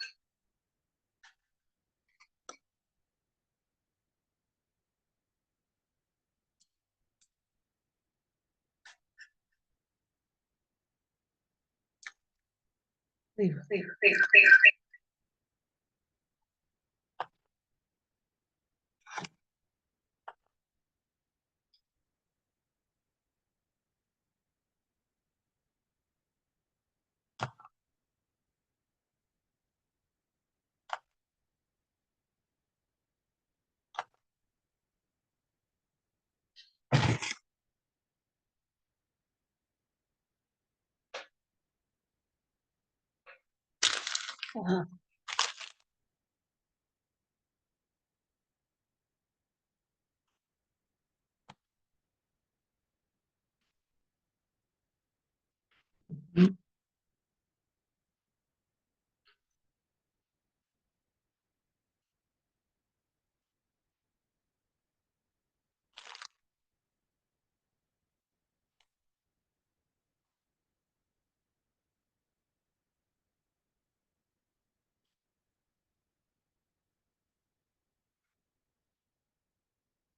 Mhm. Mhm. Mhm.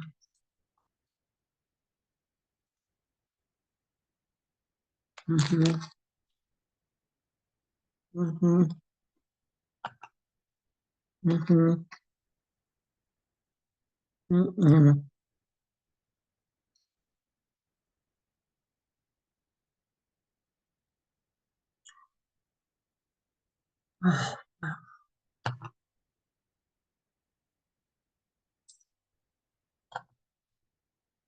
I'm back, but I'll wait till everyone's here. But I am here.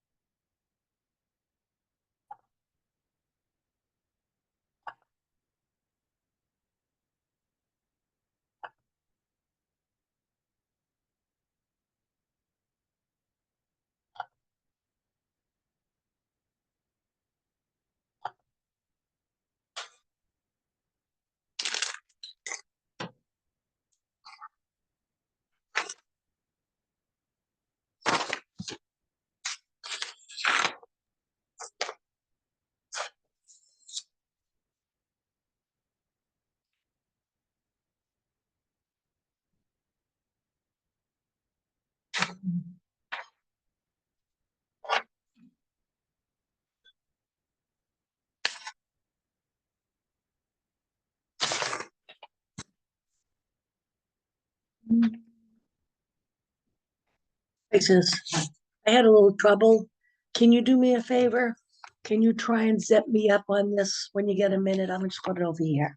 Do what you have done immediately, not immediately. Okay. Are you done? No. This audio? Yeah, my video did what you show me. I'm on this one.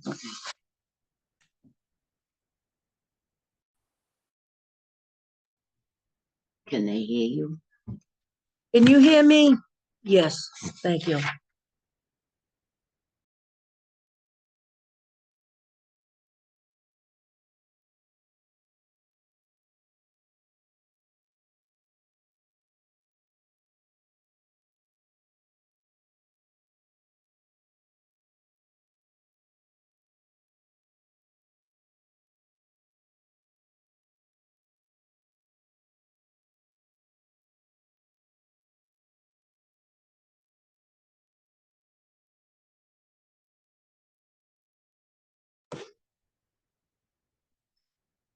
What do you need? Something.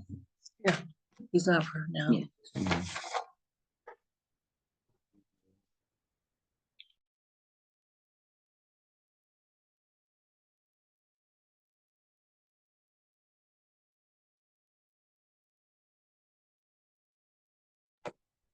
Okay, I'd like to welcome everybody back. Can you hear me and see me now?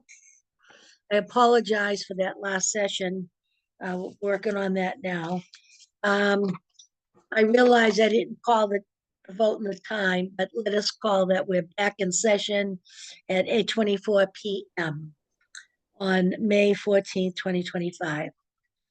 Next on the agenda tonight is under other business, and it is 299 Broadway. We have Miss Emily Hutchings to help with us with that tonight. So I don't know, this isn't does this have to be opened or anything like that? Madam Chair, through you, this is Emily Hutchings. This is not a public hearing. This is simply an item that is being taken up during a public meeting. With that said, I believe Ann Fullerton has her hand raised. Yes, she does. Hi, Ann. What can I do for you? Thank you, Madam Chair. I do need to recuse myself from this case. Okay. Are you going to hang around for our other business at the end of this? I can do that. Okay. Well, it's already like 8:30 for all intents and purposes. I don't know how long the presentation will be by Emily, but if it's getting too late, we'll call you or something. Madam Chair, through you, I don't know about the rest of the board, but I would be supportive of continuing the other item on the agenda to the next meeting. So, and that way Anne can log off. Right, that's what I mean. And meanwhile, you all know what it's about. Start using your head on some suggestions on what we're gonna do about the clerk, okay? And thank you so much for tonight. We'll talk to you. Good night, thank you. I just wanted it my regular email. Oh. I gotta get out of it. Madam Chair, through you, Yes. now that Anne has logged off, I would like to note that Adam Dash has been promoted to a panelist. I know there are several other members of the team there, so Adam, if you want to call them out, I will promote them. Yes, thank you. Brent McDonald, David Sider, Greg Contente, Leanne Curtin, Scott Lombardi, Tony Sanchez, pretty much most everybody who's an attendee, it looks like. Thank you. Good evening, Adam. Good evening, Madam Chair. Attorney Adam Dash, 48 Grove Street in Somerville.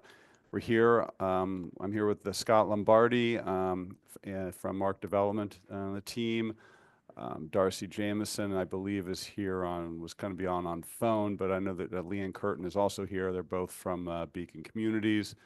David Sider's here from Future Green. Tony Sanchez is from Util. And if we could give Tony the ability to share his screen, he's got slides.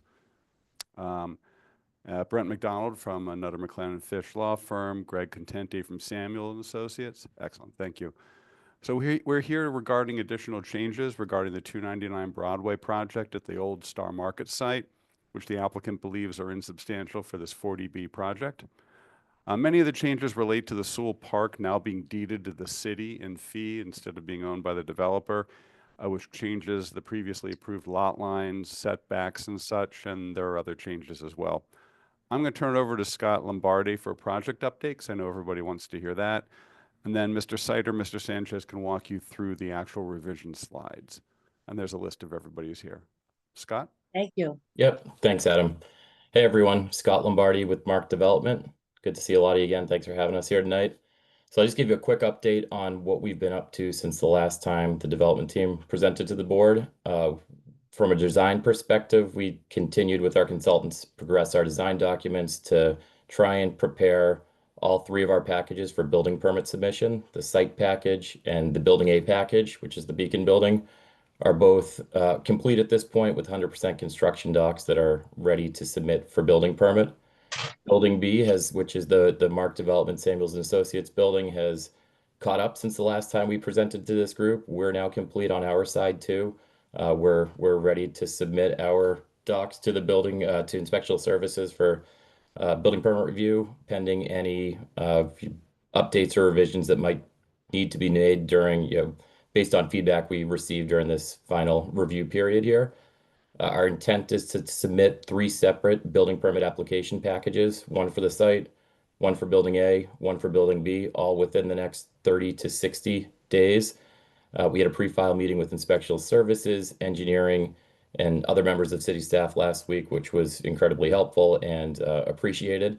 I think we now have a solid understanding of what their expectations are from us when we submit to them, and they now have a preview of what they're going to be getting from us and when they're going to be getting it, because it's going to be quite a bit of information.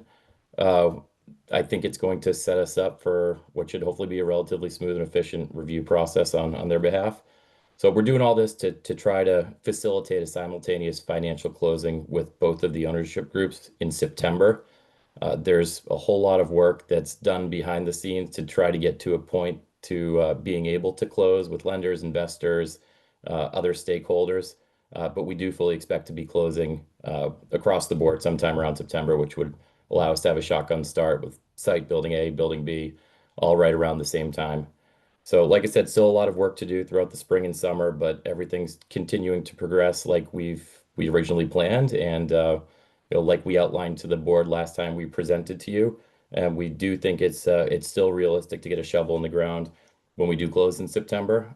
We remain incredibly excited about the bringing this vision for Winter Hill to life, especially now that it's so close to actually becoming a reality. And we hear that sentiment from other community members all the time. So with that, I don't see Darcy on here, but I was going to hand it off to Darcy Jamison at Beacon Communities just to weigh in if I missed anything since her update that she last gave to the board. If not, we can skip right to David Satter with Future Green to kick off the design update portion of this. And Tony, you could flip to the next slide. Great. Thank you so much, Scott. It's a pleasure to be here and really appreciate your time. We wanted to update you specifically on the Pacific Plaza and Courtyard.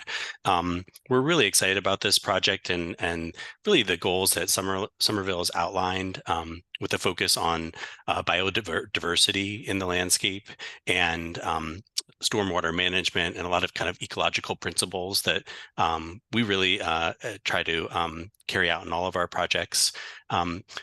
From what had been seen previously to what is currently proposed, the larger design intent really remains intact, and there's been a lot of small changes that we're going to kind of walk you through. But largely, it relates to some interior program changes that Tony from UTIL will speak about subsequently, and that are then kind of reflected in the way we adjusted the landscape in both the courtyard and the plaza. So if we could jump to the next one.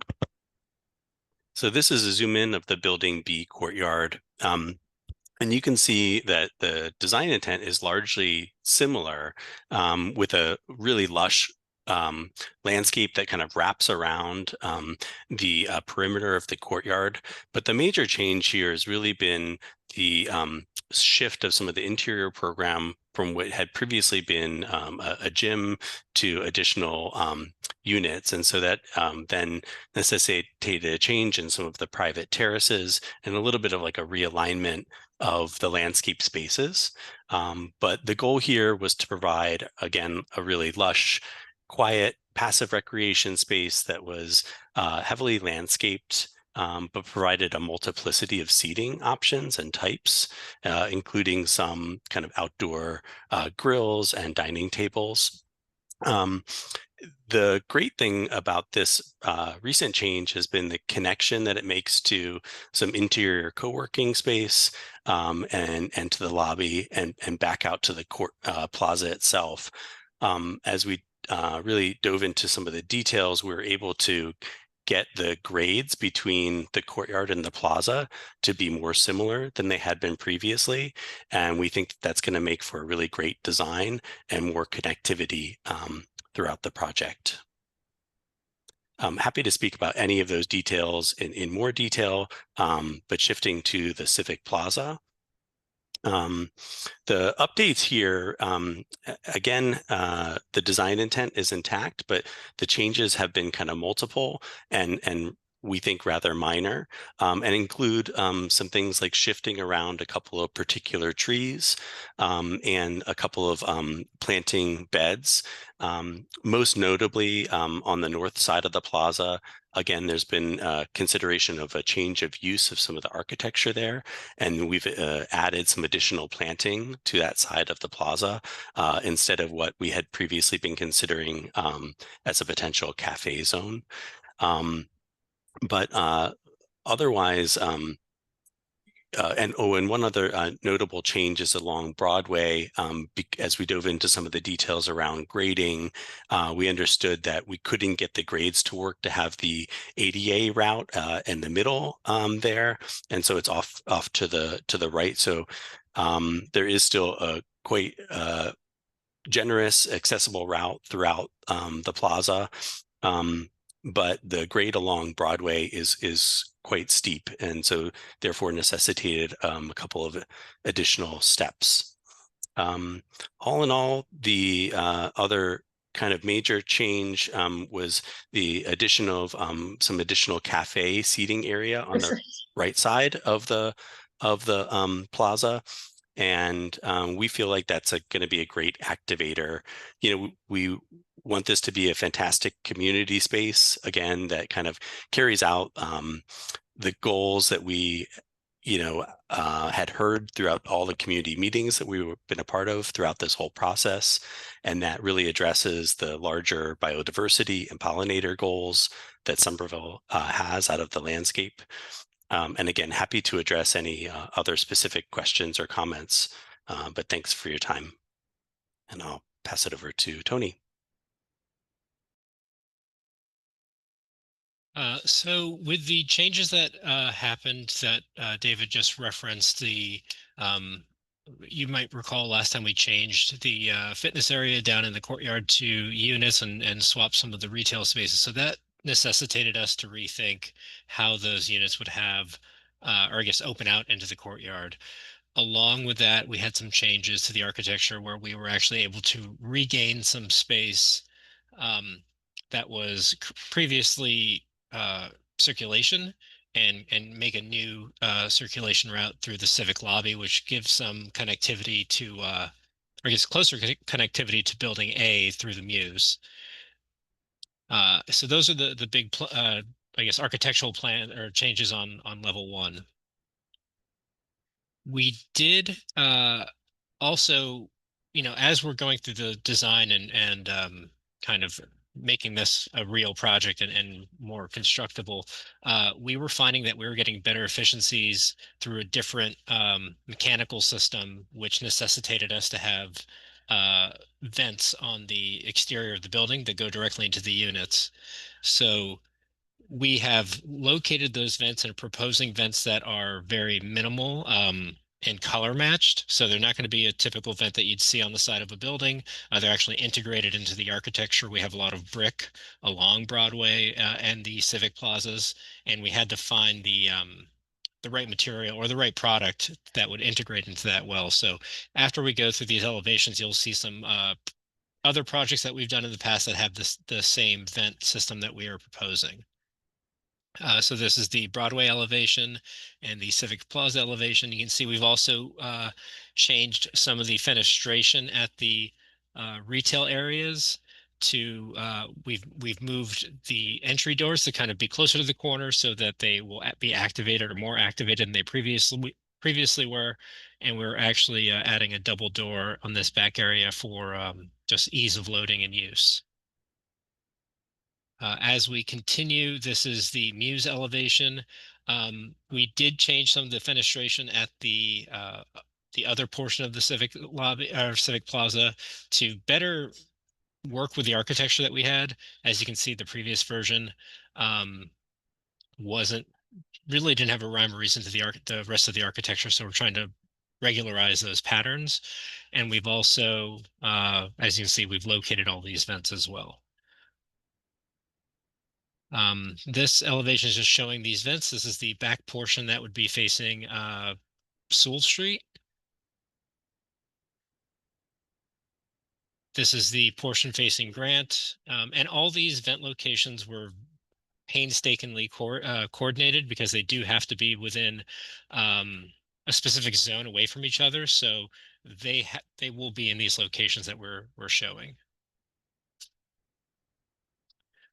This is the courtyard, and as we talked about before, because of that change in program at the first level, we have changed the fenestration to a more a higher performing UPVC window wall rather than typical storefront because they're units and we have a higher performance requirement. We've also changed some of the fenestration at the interior on this portion here, if you can see this arrow, just to kind of respond to programmatic items that are going on inside. And then same here, just responding to programmatic changes. And this is an example of the venting that we're proposing. As you can see, it's a size that it will actually integrate into the brick, has the ability to be color matched. So the intent is that we're going to color match whatever the brick color is adjacent to it. And it does not protrude past that brick surface. So this is a close-up of it, and then this is just from across the street.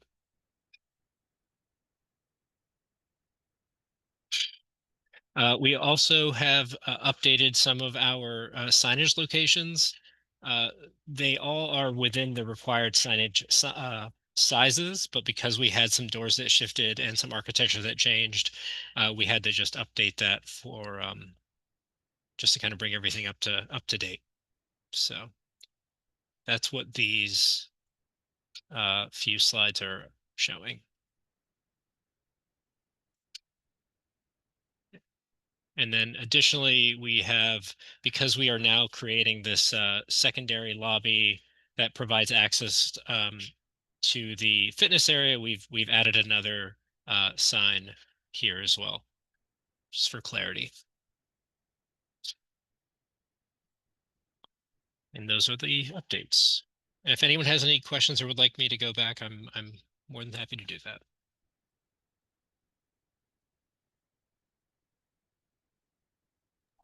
No, that's wonderful. Thank you so much. It's really, really taken on a live living thing, isn't it? It's beautiful. Thank you for that. Does anybody have some questions they'd like to ask the gentleman here tonight? No? Okay. Well, thank you for coming out tonight. Thank you for waiting. We're sorry we ran a little late tonight. We had a couple of big cases tonight. Now that I can see everybody, our gang, can anybody want to ask a question of the team here tonight? No? Everybody's happy? Looks like Good. Emily has her hand raised. Oh, there you are, Em. I see you in the corner there. I thought you were in a tropical island or something. Go ahead, Miss Emily. Thank you so much. Thank you, Madam Chair. I can dream. So through you, I just wanted to follow up on a few comments that I think were left a bit open-ended in the staff memo and the set of proposed conditions. I want to note that staff and the applicant team have reviewed condition 46, and I believe everyone is now comfortable with the proposed language changes. There are no concerns. So just did want to make that clarification. I also did want to note that the applicant team have worked hard to coordinate with staff this past week. They met with our team, including engineering and our PSUF, Public Space and Urban Forestry team. And I noted in the staff memo that there were a number of changes that I don't think will ever constitute substantial changes based on 40B regulations and requirements, but do we believe still need just a little bit more review to confirm they're consistent with our regulations in Somerville, our requirements. There may be some additional minor changes that staff recommends to ensure that consistency. So what I'd like to share my screen real quick. What we have, we're proposing, and this has been communicated with the applicant team, is one additional condition that, how am I? There we go. Sorry. That would be condition 94, noting that while this approval does not constitute the approval of those changes to the landscape designs, that the board recognizes that they would they will be insubstantial. They are insubstantial, and they facilitate the staff, specifically the director of PSUF and the director of engineering, to approve those once that review has taken place. This is along with the proposed conditions of allowing the director of PSUF to approve very minor landscape changes, the director of housing to approve very minor changes to the interior layout. It's very consistent with how the city approaches standard plan revisions to site plan approvals for new buildings, where the planning director is able to determine whether changes are de minimis, and if so, they're approved without going back to a new public hearing. What this proposed condition and the others propose doing is just ensuring that that same level of review still does happen at the staff level, but it doesn't require the applicant to go back to the ZBA for what is clearly minor changes. So I'm happy to, I'd like to give you a minute to read this, and then I would be happy to answer questions.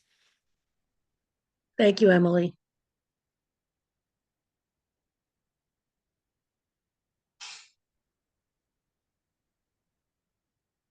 Mhm.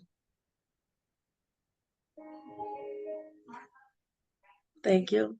Does anybody have any, oh, I'm sorry, Brian. Brian Cook, sir. Thank you, Madam Chair. I just had raised my hand, so no problem. Just through you to Emily. So we're talking about not only the new conditions 29A and 29B, but also 94. Madam Chair, through you, that is correct. This new proposed condition 94 was not included in the staff memo or the original proposed set of condition changes. It's a new proposed condition. Very good. If I may ask a follow-up question. Through Please, the chair. Brian. Go ahead. When we get to the point where we have to be, we're following previous practice, and there'll be two motions. One, the question of substantial, insubstantial, and then the amendments to the permit concerning revised and additional conditions. Madam Chair, through you, I believe those motions would remain the same. They should just note the conditions proposed as submitted in the application and also proposed by staff during the meeting. Okay, got it. Thank you. Thank you. Okay, so where we're at right now is we have to decide whether the presentation was substantial or insubstantial. Right? So what does everybody have to say on the board here?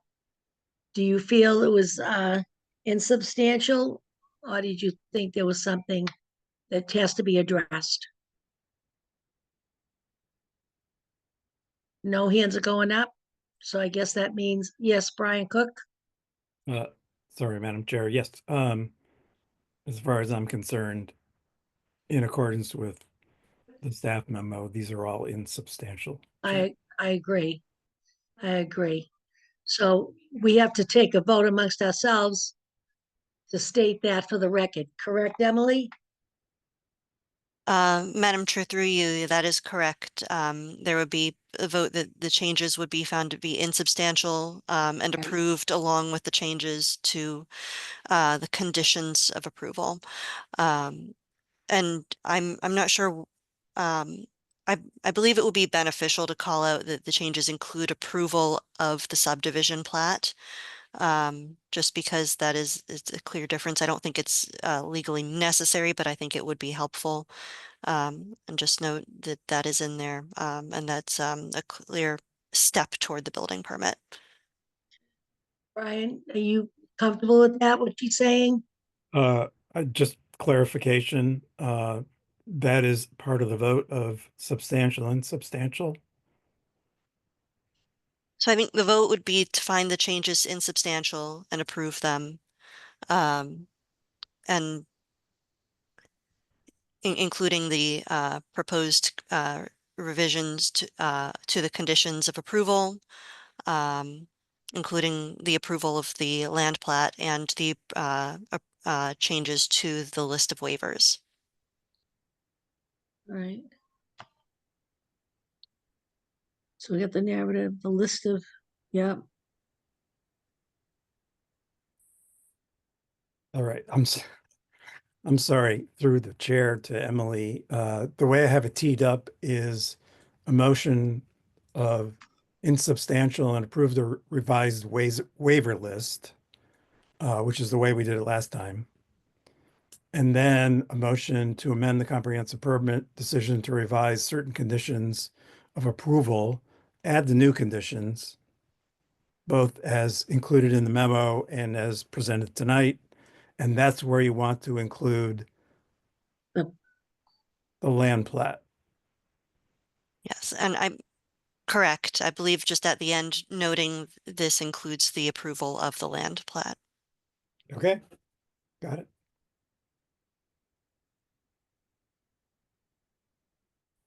All right.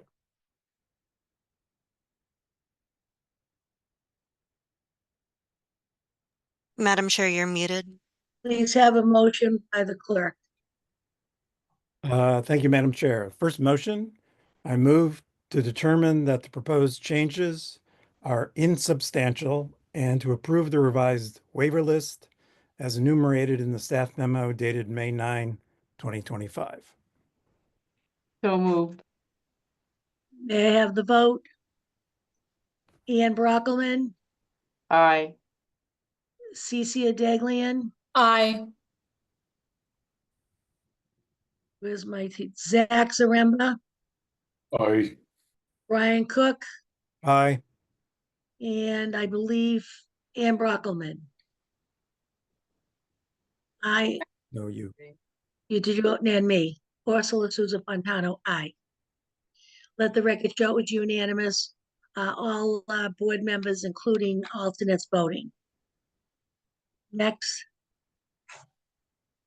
Thank you, Madam Chair. I move to amend the comprehensive permit decision to revise certain conditions of approval and to add new conditions 29A, 29B, and as enumerated in the staff memo dated May 9th, 2025, and condition 94 as presented by the staff this evening, and to note approval of the land plat. seconded, please. Second. Ann Brockelman seconded, all in favor of approval. Cece Daglian, Aye. Zach Zaremba, Aye. Ann Brockelman, Aye. Brian Cook, Aye. and Susan Fontano, aye. Let the record show all 5 members voting in the affirmative. And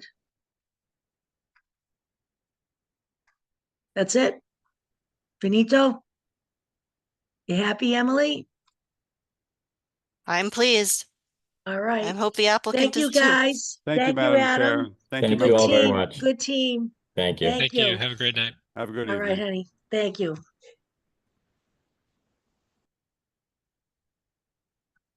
Is there any other business that the board would like to address tonight? We're going to postpone our little conversation for another night. Thank you, Kit, for all your help, and Steve and Madison, all you guys. Emily, you're great. It was a good night tonight. We got things accomplished that were tough. So without further ado, can we have a motion to adjourn? Yes, Madam Chair, I move to adjourn the Somerville Zoning Board of Appeals meeting of May 14, 2025. Second. Seconded by Ann Brockelman. The time is 8:54. Cece Daglian, Aye. Brian Cook, Aye. Zach Zaremba, Aye. Ann Brockelman, Aye. and Susan Fontana. Aye. Let the record show. All want to adjourn. Have a great night, you guys. We'll see you in a couple of weeks. Good Thanks night. for everything. Good night. Awesome. Night. Awesome. Thank you all. Thank you.